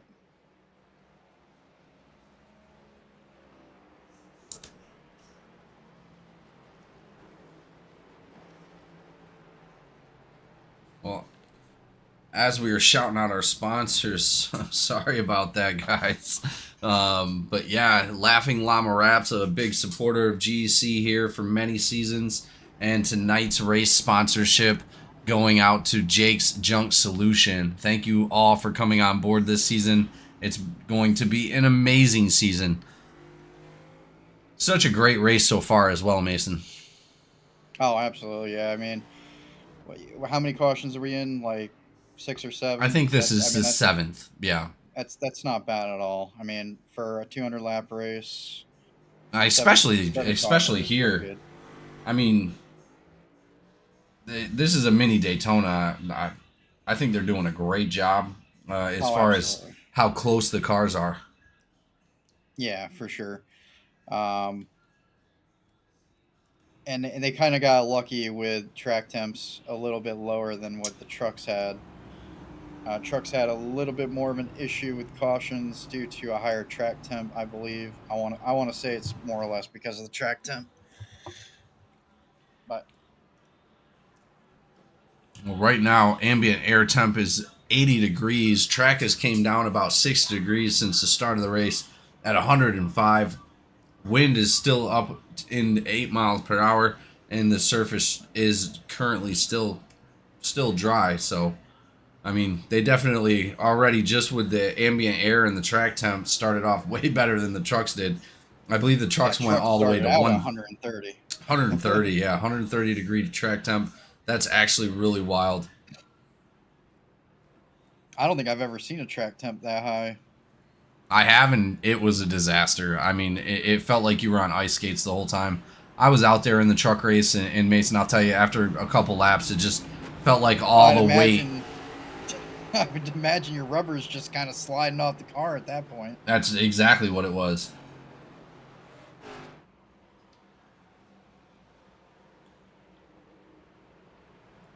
Oh, it's Lane jumping into the chat. Thanks for showing up, buddy.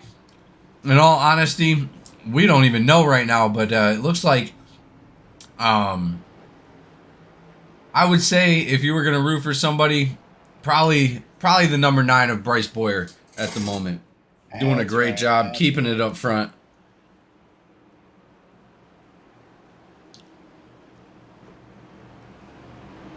Yeah, I mean, through all of the carnage that's been happening so far, Boyer's been doing a very good job at keeping it up in at least the top 5, or anyway the top 10.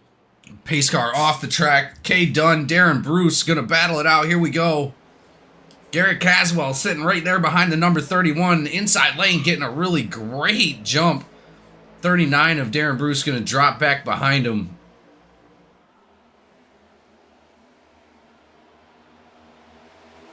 35 or 36 and the 95 car battling out for P4. Looks like 36 has taken it. Yeah, Hunter Birkmeyer just filing in line right there. 36 of Josh McCabe jumping back up front again. Cornell Bolton being left on the outside by himself. Let's see if he can maintain that speed.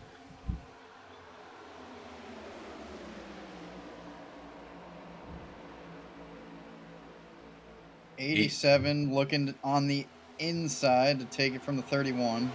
And it looks like he does. Garrett Caswell currently being marked in first place right now. 31 of K. Dunn getting pushed towards the back a little bit. That's going to leave Darren Bruce right there behind the number 87 of Garrett Caswell.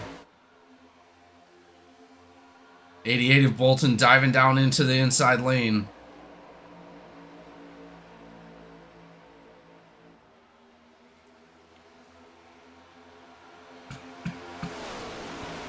'31 also slightly falling back to the back of the pack here. Just not able to get any speed. No one's working with him here.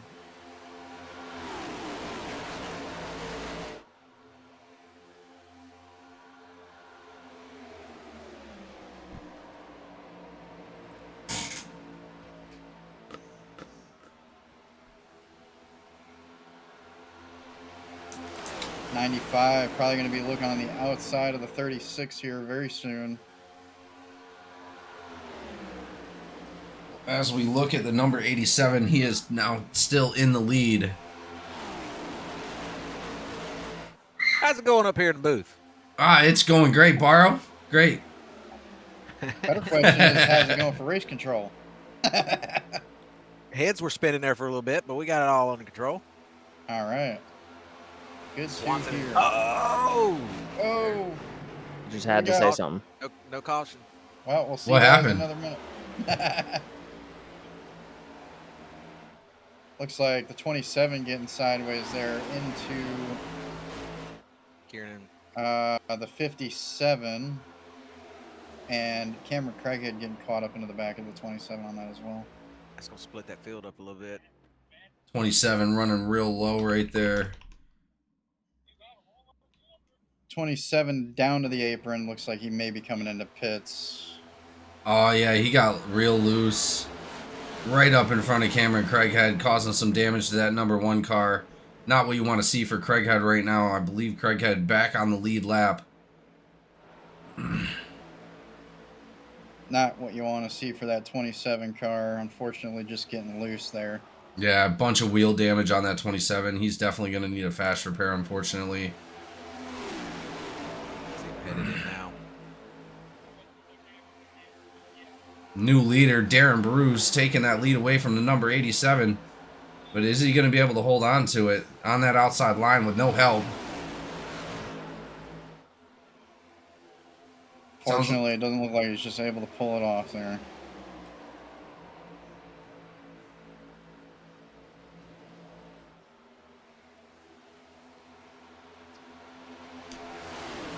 Got Sprouse with heavy damage back there. Fighting his car to keep it. Was he involved in that last one? I believe so, yeah. That sucks. The 17 was definitely doing a great job. Craighead. Craighead's telling them all, we're doing good. We're catching the lead pack. If we're doing good. If we continue to do good, I might buy us all ice cream later on. He's stupid.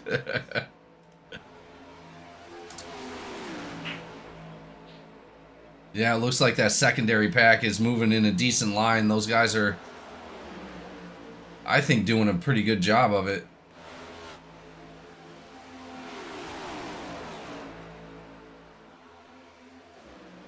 Hanneman still running, looks like a lap down.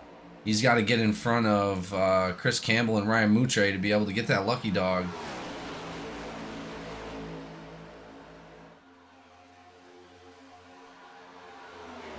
I think if, some of these guys up in the front that are running a little bit further ahead of these other guys, if they just let off that gas just a little bit, let them catch up just to get that extra push, they could make it out in front of these 2 cars here, the 95 and the 87.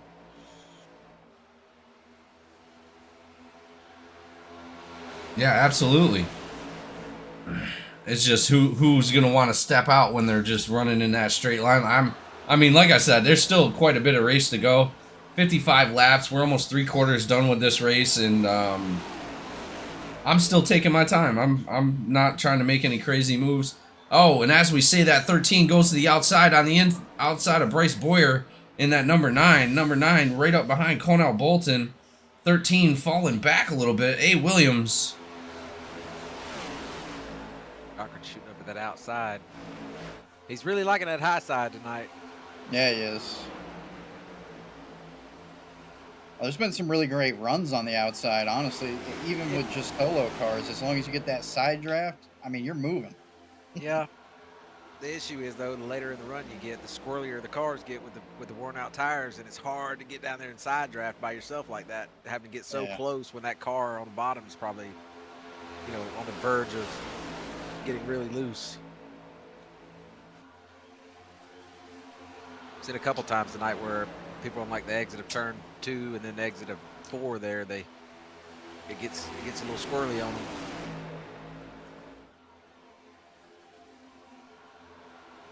Yeah, I believe a majority of the cars that actually have gone sideways tonight have been on that outside line. Got Moutre coming in. Are we getting close to a pit cycle?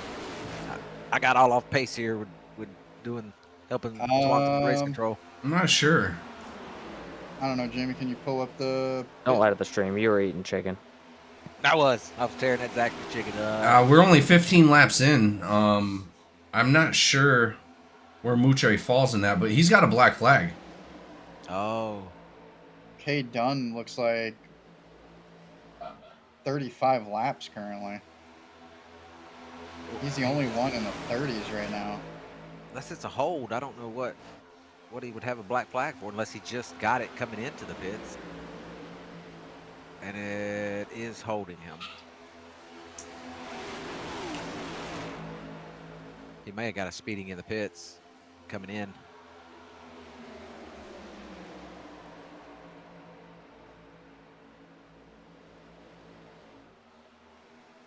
Because if he'd have had it before the penalty, before he, 36 looking on the inside of the 95 for P3. if Moutre would have had the penalty before he pitted, then he would have had to not take any service to serve it, correct? I believe so, yeah. Yeah. Unable to pull it off. Oh.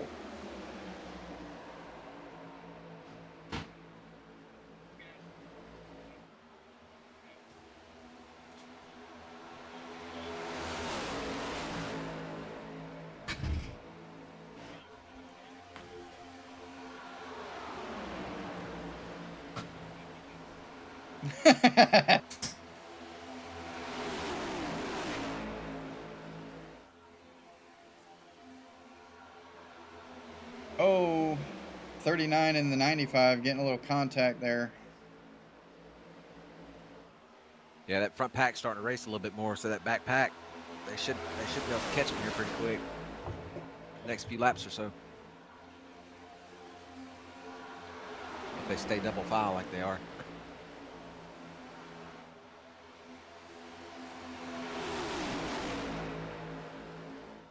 Yeah, that's going to put Garrett Caswell back up front again. He's going to be leading this race once again. I believe, if I'm not wrong, he's led the most laps out of anybody in this race. Hey, he's been leading the last few for sure. Yeah, Garrett Caswell with 55 laps led of the 153 so far. So he's led almost a quarter of this race by himself. 31 now pushing that 95 just so slightly, but ended up coming down and going back up to the wall. Giving Colonel Bolton, cutting it 3 wide to pass him.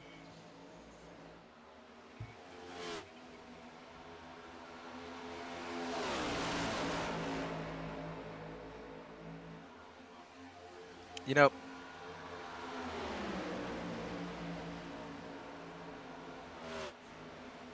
Nope, I don't know, Joe. Tell me. my brain shut down on me for a second there. You know, I talked with Garrett earlier in the week about his, you know, he had the pre-race EOL today. He didn't really care for it that much. You know, I understand that. He was kind of going back and forth a little bit. The man said, just give me the penalty. I'll take it. I'm just going to drive through the field anyway. Oh, and I'll tell you, How many laps that man been out there? Yeah, no joke. He yeah. wasn't lying, was he? No, not at all. He's definitely led the most laps today. Garrett Caswell doing a great job fulfilling that promise of driving through the field. Kiernan letting the pack know that he's going to stay high. Should probably not say it then. Right. 27 going to the outside right there. 27, I believe, is a lap down right at the moment of Lee Kiernan after that last incident. Good choice. All right.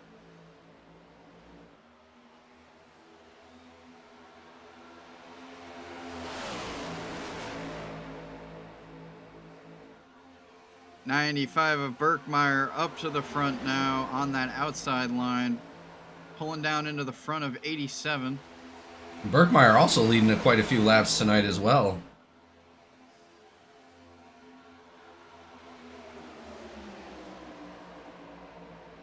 Yeah, Birkmeyer's been up there quite a bit last half of this race.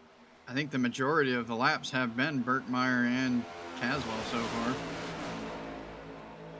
Ooh, Cochran loose a little bit into the wall. Oh, Bryce no. Boyer also involved in that. No caution comes out. no caution. They're just too good at drivers, man. They save it. Man, just not the night we want to see for the Ninja Shane Cochran. Let's go back and take a look. Oh, Boyer got into the back of 86. Oh, he did too. Getting Cochran loose. That's definitely going to be some wheel damage right there for the number 86.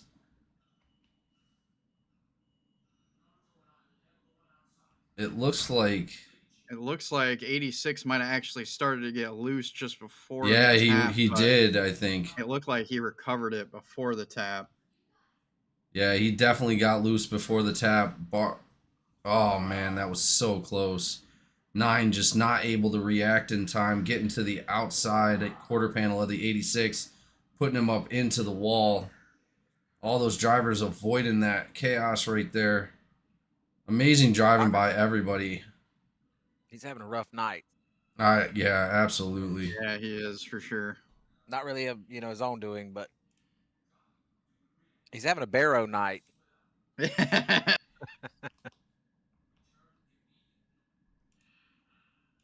Curse of the Barrow. He doesn't seem to really be coming out of the pit. Are you in? He is. He's out of the pit right now. No, I was talking about him Jamie. and I Boyer. was watching Cochran come out of the pits, and Jamie was in slow mo, and I was thinking, damn, Cochran's creeping out of the pits. Is something wrong? No, he probably had to go in and use that fast repair, unfortunately. It does look like he is back out on the track. Still green with 38 laps remaining. Birkmeyer currently our leader right at the moment. Garrett Caswell, who's led the most laps in this race so far, sitting behind him in second. Darren Bruce sitting in third, also a great driver, veteran driver for GEC.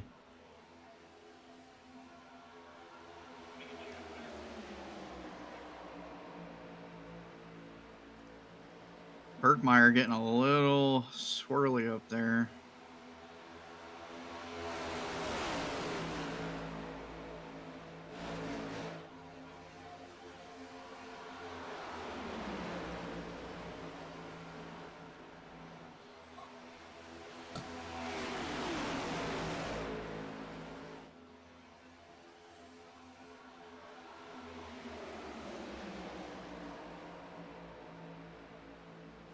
Another driver has been doing good all night. Colnell Bolton in that 88. Just doing an Yeah, he's amazing been job. doing a super great job of keeping it clean.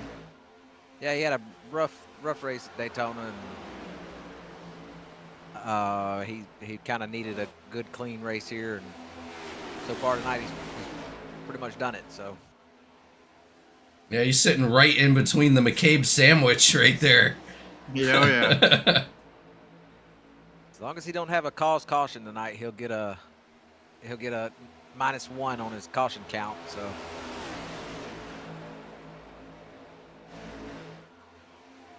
Yeah, was he parked at Daytona? he was, unfortunately, yes. Yeah, man, he's doing a Yeah, I great job believe. tonight. He unfortunately ended up pulling away with a -5 on Daytona. Yeah, anytime you get parked, you'll get a 5-point penalty. So 3 cautions is a park and a 5-point. What do we got going on here?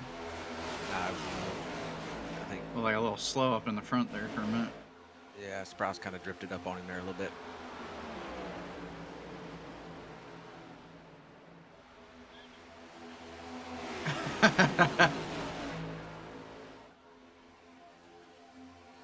Dusty having some emotional pain right now.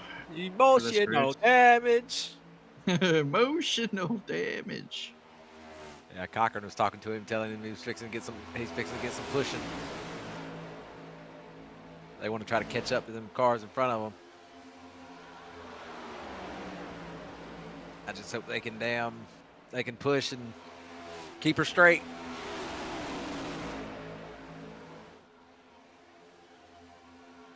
As they proceed, the front of the pack proceeds up to a lap car of Raymond Hanneman. As long as they can get nose to tail and stay that way and not, what really messes them up is packing that air on the bumper back there. It takes all the air away and it kicks them around. And Looks I think like that's the what just happened to Dusty there. 87 maybe trying to work with Hanneman to keep him up in front here. Not to put him another lap down.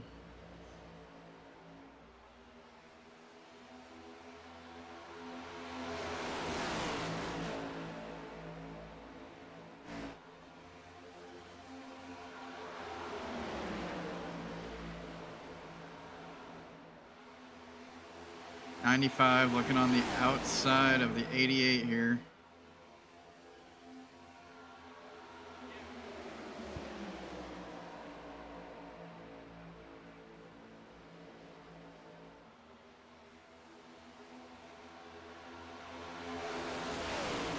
Well, as we see, Just not Garrett able to pull it off. Caswell is right behind Raymond Hanneman. Hanneman trying to get his own lap back. Amazing job from him. Did he fall back, or did they catch up to him? Or? They caught up to him. Garrett Caswell's kind of, I think, trying to work with him, trying to keep him so he doesn't lose another lap here. Well, they've been working really well together all night long. Darren Bruce right there. It doesn't look like he's too pressed to get towards the front. Calling out Bolton in the back of the 95 a little bit, pushing him out of the way. Up behind him, looks like Josh McCabe. Or Jason. Yeah, Josh McCabe. Sorry. I get so confused by those two all the time. I know, I do too. It's because the numbers are so close and the names are so close. Bolton better be careful there. He popped out of line hoping that Burkmeyer would go with him, but you know he just gave him that bump. And Burkmeyer was Yeah, like, he no, ain't feeling no, it. sir. No, He ain't sir, I'm not feeling going with you. Now Burkmeyer goes back to the outside, going around Bolton here in 1 and 2. Man, He's going to lose it back here on backstretch, though. Well, Pack. he gets back. Pack is hugely separated right at the moment. Yeah, a couple different fractional points going on here with the pack.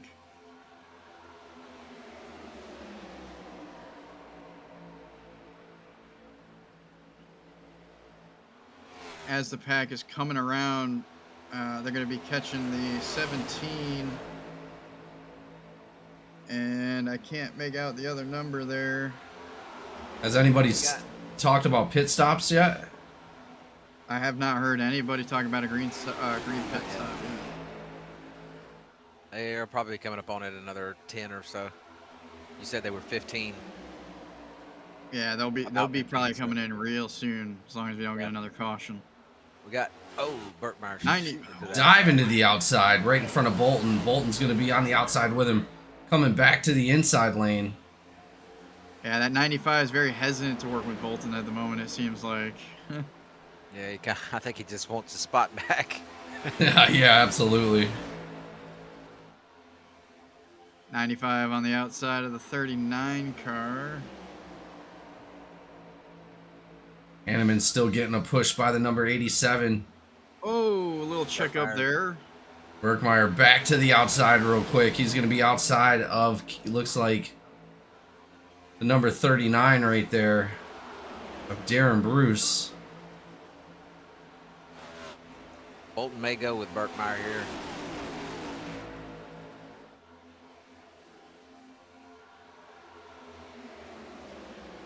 So far, we got only 12 cars on the lead lap, and then Yeah, that's wild. 95. 12 cars on lead Desperately. lap, 4, 1 lap down, and then the rest is multiple laps down.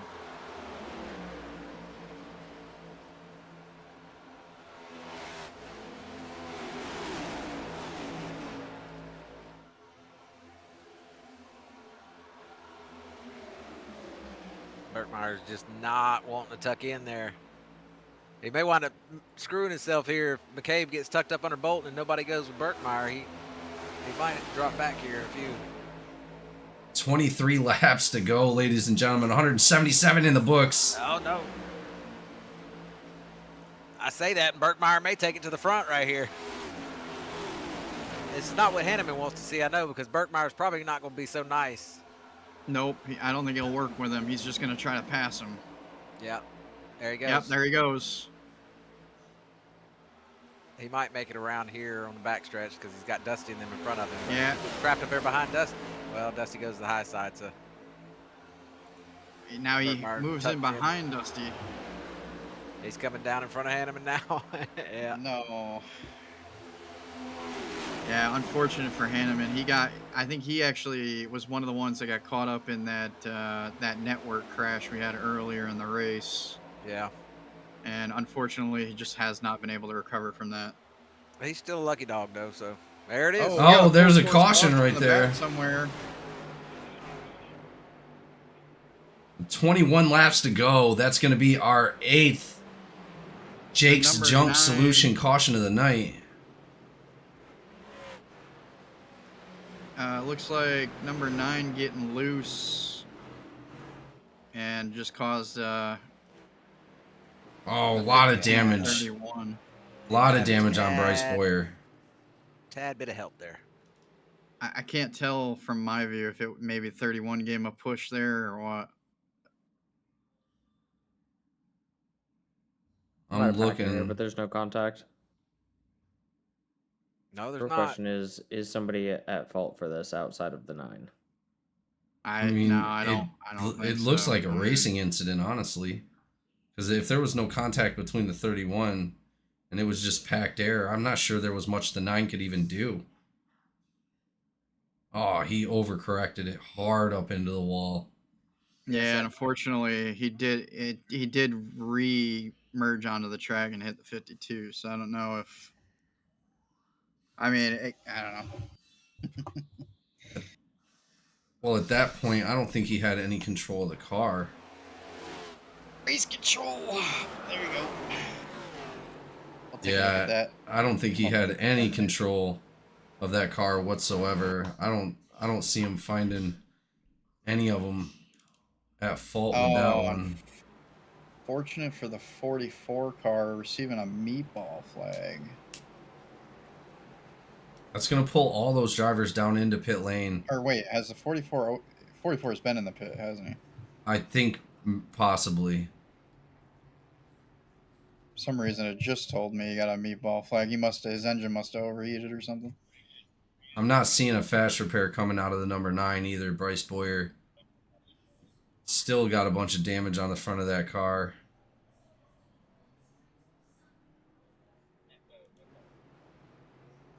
Hate to see that for Boyer, doing a great job all night, up into the top 10, running for quite a while, and just really unfortunate event for him. Race control calling that net code no fault. Yeah, Boyer, he got a little loose there and then corrected it, and then there was huge net code between him and the 52 that sent the 52 up into was it the 31 done? Yeah. Yeah. Sent him up into him. So I mean, the net code is actually what would have caused that caution, not Boyer. He got sideways, saved it, got a little loose, but still, even with him sliding down off the track, would have still not caused the caution. Well, unfortunately, I don't think it was going to matter because Boyer is now in the pits with a bunch of damage to the front of that number 9 Valvoline car.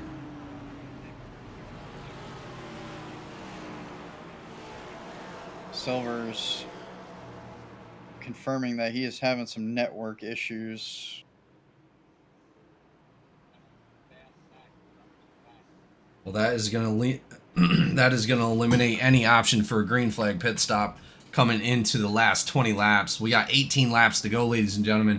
182 laps in the books already for the Jake's Junk Solution 300. Once again, thank you all for being here tonight. It's been an amazing race so far, but it looks like we're about to wrap this up. We have somebody in the chat by Chris. He said, "This announcer, Jammer." It's pronounced Jamer, but yeah. Jammer. All right. It's actually a close childhood friend. I've known him since I was like 9 years old. Oh, all right.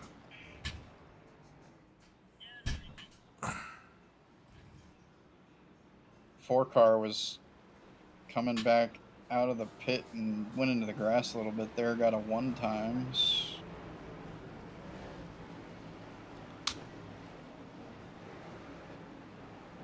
Still a lot of cars in this, though. It could be anybody's race here at the end. Garrett Caswell at this point has led the most laps of anybody on the track. Darren Bruce in second right now, going to be on that outside line. Hunter Berkmeyer sitting right there behind Garrett Caswell in that number 87. And then we have Cornell Bolton right behind Darren Bruce. Here we go, ladies and gentlemen. Pace cars off the track. Green flag is back out. We're back racing here at Echo Park.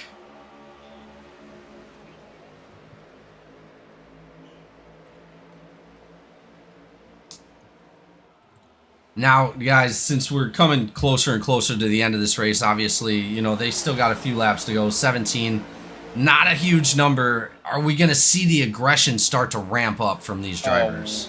100%. Well, as I say I don't think we've seen any of the hard stuff. It's coming out right now. Boy, that ninja, he has a hard night. But he's still on the lead lap. Yeah, he's sitting in 10th right now. To find his way back up here, always. Yeah. And that's going to catch him back up to the lead pack as well. Bunch of maneuvering around on that outside from Bruce and the number 35, Josh McCabe. That's going to put Berkmeyer up front. Calling out Bolton in second. Garrett Caswell falling back to 4th. Josh McCabe sitting in 3rd right now. It's anybody's race. This is crazy. Oh, no. What? Number 9 is in the pits. Yeah, he wasn't going to come back out with all that damage. Man. Yeah. Unfortunate for Bryce Boyer, 2-time GEC champion in that Valvoline number 9. I gave him having a good night. Curse. Sorry, Boyer.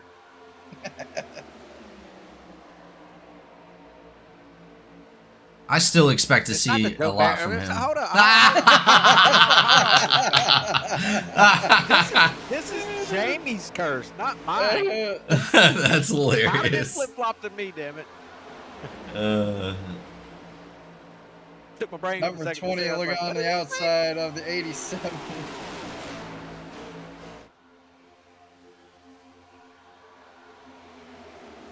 Here we go, boys and girls. We're almost to only 10 to go. Berkmeyer still up front with that number 88 of Cornell Bolton, getting DQ'd last week. Now second in this race. Yeah, he did what he was supposed to do. He had a clean race and then pushed it there at the end. And Number 20 giving 87 a push, trying to get him back up to the front here. you got Craighead right behind Bolton there, but they're pushing pretty hard. Caswell back to the outside of Josh McCabe right there, getting to the back of the number 88 with a lot of help on the outside line. Craighead looking to the outside of If they Bolton could there. just slow down ever so slightly and get that rest of the pack on the outside to catch them, they'll get a lot of speed here. Cochran not gonna let Craighead take that spot. Nope. 3 wide Favors- right there. 3 Favors are wide. over with now. 87 up behind Bolton.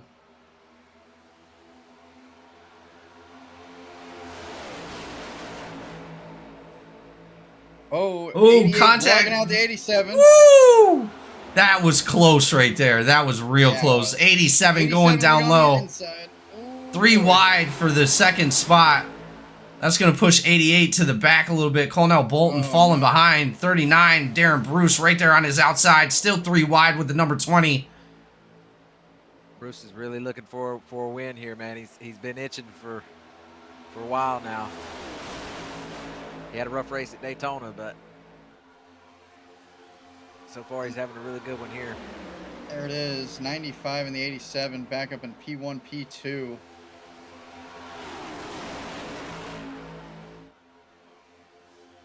Burt Myers, same way. Did he win a race last season? Yeah, he did. Oh, yeah. Pretty sure he did, yeah. Ooh, a little bit of a wiggle from the 88 right there. Colonel Bolton trying to stay in front of Cameron Craighead. They're going to be working together on that outside line.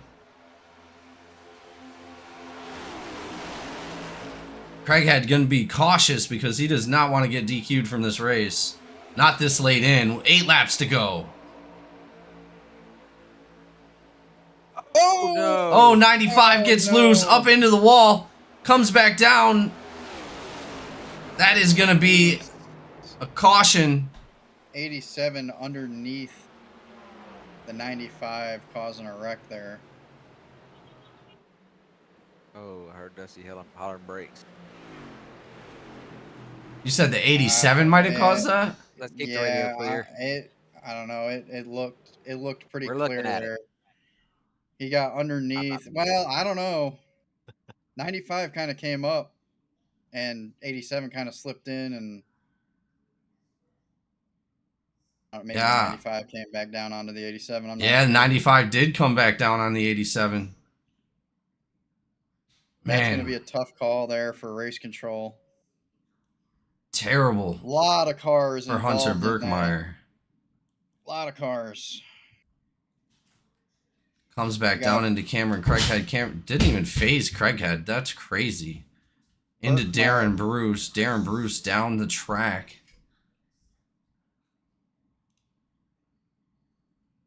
Darren Bruce able to maintain it. The number 11 and 52 both involved. 27 of Lee Yeah. Kiernan. Barely avoiding Yeah. that. Birkmeyer, Caswell, Bolton, Craighead, Bruce, Gardner, Evans, Marion, Campbell, and Kiernan all involved in that. That's wild. That was probably the craziest crash of the night, in all honesty. But yeah, again, speculation, but it looked like 87 successfully made it down to the bottom lane. Birkmeyer just misjudging it slightly and coming down onto the front of the 87 when he was already there. Cody Anderson I'm moves up listening- to second. Race control has deemed that a racing incident for And- netcode, I believe. And it could be. It was just so close.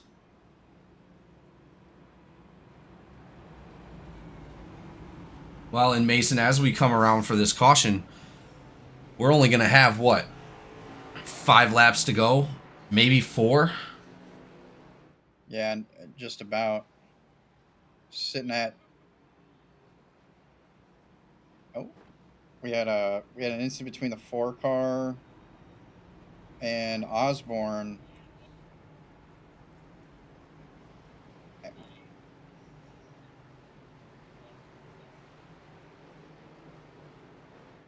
Oh,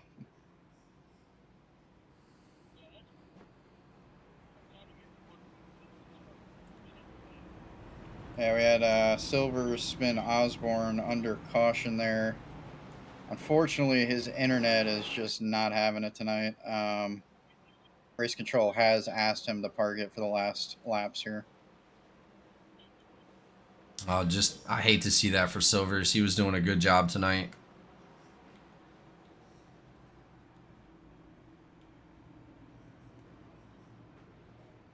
But yeah, Mason, when we go green flag, we're only going to have 4 laps to go here for the Jake's Junk Solution 300 at Echo Park. The 87 is going to lead us off in that pole position with Cody Anderson, the number 20, on the outside.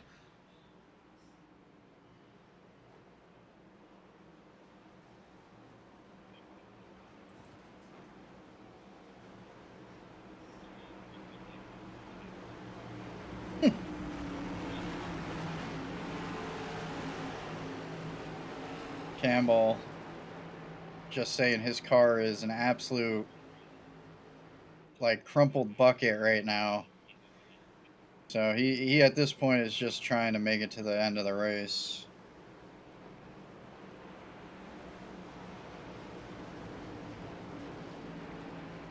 William Campbell in the 52, another GEC veteran, been here for many seasons.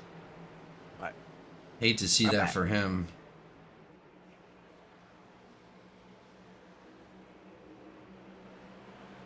Chris saying in chat, looks like they're making another left turn. That's my favorite part. They're making a left turn and drinking beer. Here we go, ladies and gentlemen. Pace car off the track. Number 87 and 20. Gonna battle it out, hopefully for the last time here tonight. Green flag. Garrett gets a huge jump on that restart there. Yeah. Yeah, that's going to be a big advantage to him. Unlike Daytona or Talladega, they don't catch up too quickly. But Cornell Bolton wiggling a little bit on that restart. You got Cameron Craighead sitting right there on the inside behind Josh McCabe. McCabe also another threat here tonight. McCabe to the outside. With only 4 laps to go here, guys, you know everybody's going to be fighting to get to that top spot. I just Especially hope. with the 95 sitting all the way in the back again, he's definitely going to be looking to get to the front. Yeah, number 1 of Cameron Craighead not giving any room. Didn't Craighead at Daytona say he owed Garrett a push to the win? I think he did. Garrett 100%. Because, yeah, I think so. I heard Garrett. Oh, we got a blinker. Oh, that was Josh McCabe blinking in front of the number 20.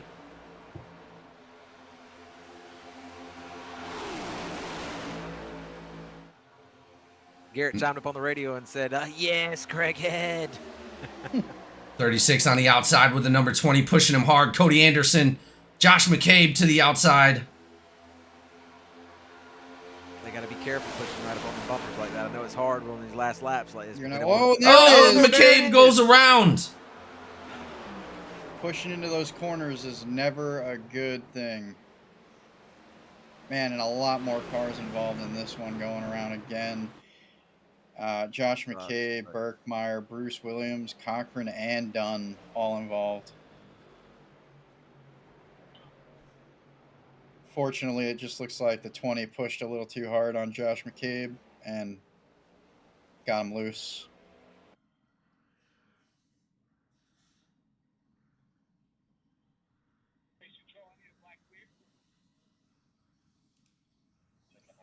Man, Cochran getting involved in yet again another caution. This man has been through it tonight for sure. Yeah, unfortunately, I think that's on the 20.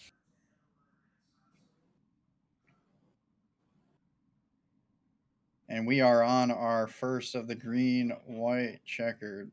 Our one and only.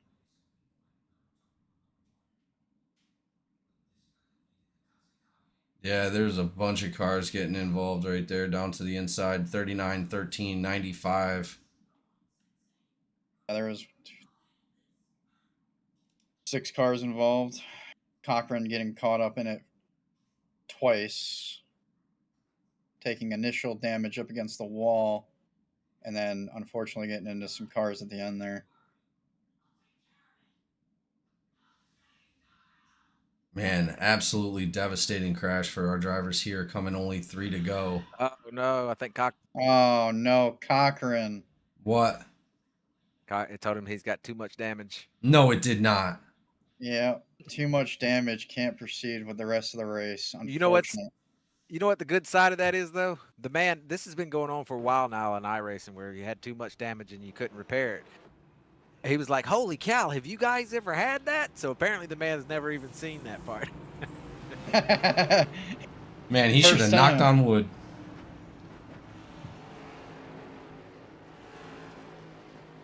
Yeah, this is going to be the last restart of the race, ladies and gentlemen. No matter if it's crash or checkered flag, that will be the end of the race here at Echo Park for the Jake's Junk Solution 300. Unfortunate for Josh McCabe being up there almost in P1 and just fortunately getting that bad push.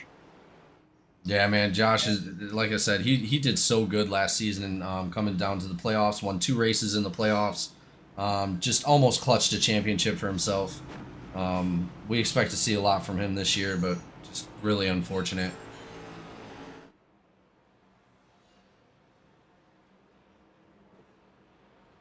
Swanson's just too quick for me. I try to help him out sometimes on the black flag. I'm trying to get to him. I'm like, okay, I'm here. Let me go. And I look down there and it says black flag's clear. Man, I'll tell you, Swanson's been I can't doing this click for it a back. long time. I know.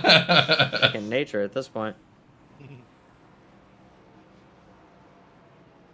I'm still in the phase of clicking their name, making sure I'm on their name, going down in the Yeah, no, I making feel sure I'm it. clicking the right thing. I used to do the same thing. I want to make sure I'm giving the right person. Otherwise, you know, it's just like, Well, Dusty not being used to it, he accidentally gave a couple people EOLs that didn't they weren't supposed to be EOLs. You talking about the Berkmeyer. truck race? Yeah, for the truck race. No, he did give him right. That was the second offense. One was for the 22 because I had an opportunity to give him shit about it. So he's like, Lights are nope, I off got it on marked the down right here. That was K-Star. the second one. got 87 in P1. P2 is Cameron Craighead, and 3 is 88 of Colin Bolton.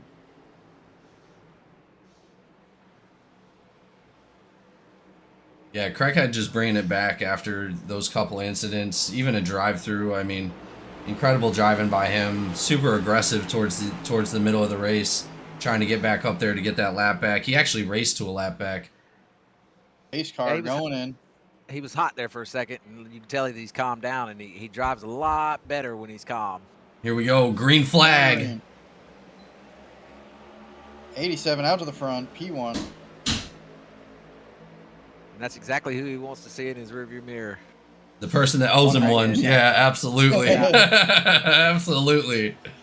He's probably saying his prayers right now. Come on, Craighead. Don't not push me to the wind, man. Come on. Don't leave me out to dry. Here we go with only 2 to 7 go. connecting. 3-man push. Gardner's really gonna be looking. Whoa, what do we got? We got another yellow going on here. That's it. Race it to the end.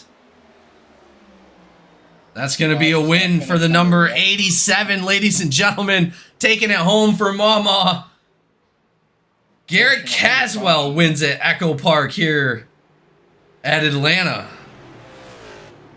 Taking home the checkered for the Jake's Chunk Solution 300. I know he is excited to see that come out. Great job. Amazing job. Not really sure what happened with that. Absolutely incredible race by these drivers, man. Hard fought race. Craighead doing a great job. Caswell just dominating the race tonight with the most laps led. Jeremy Gardner sitting in third. 95 just kind of drifted up into the 17 car.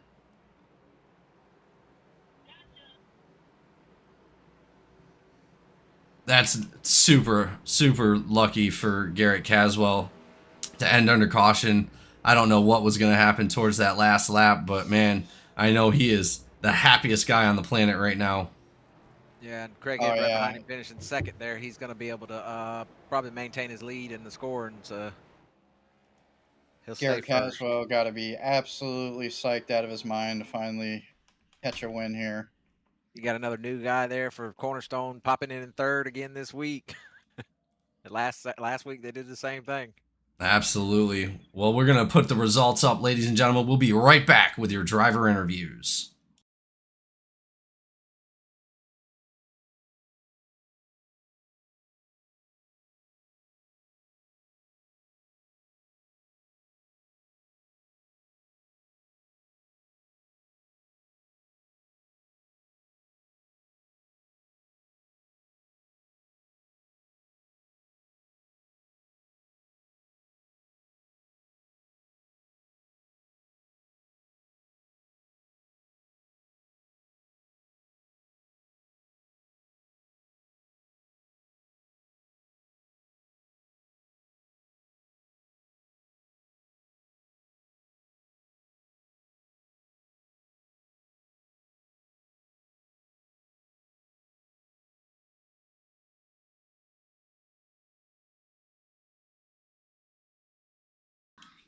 All right, ladies and gentlemen, we are back with your driver interviews here at Echo Park for Jake's Junk Solution 300. Thank you so much for being patient, but we are going to go ahead and take a look here. It looks like Garrett Caswell, the number 87, coming out with a quick victory for the second race of the season. I know he's happy. I know Mama's happy. Congratulations. We'll go ahead and start with you. Amazing race tonight, leading the most laps on the track, just doing an incredible job of staying out front, man. Just take us through what happened tonight. Just a lot of ups and downs. We won. I don't know. It's been a really hard week. And last week sucked too. I felt like we should have won that one, but um, yeah, I had really good help.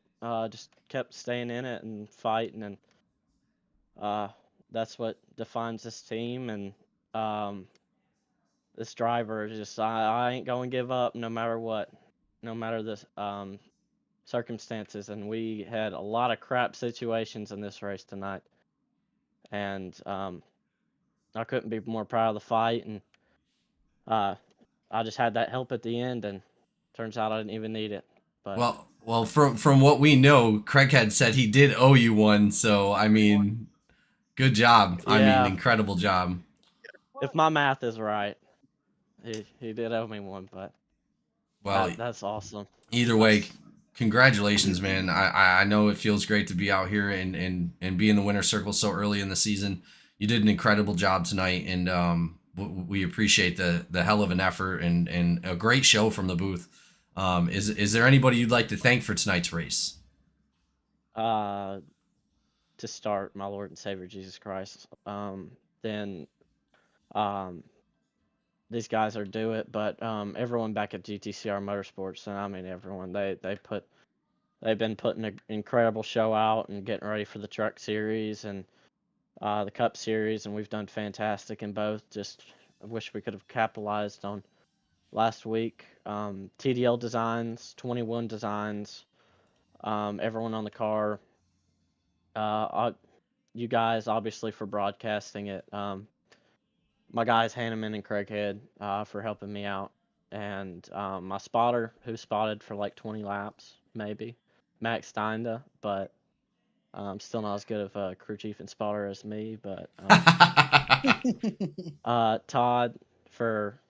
Todd and Justin and all those guys back at GTCR, Carson, and who won here. And it just feels great to sweep the weekend Well, for GTCR.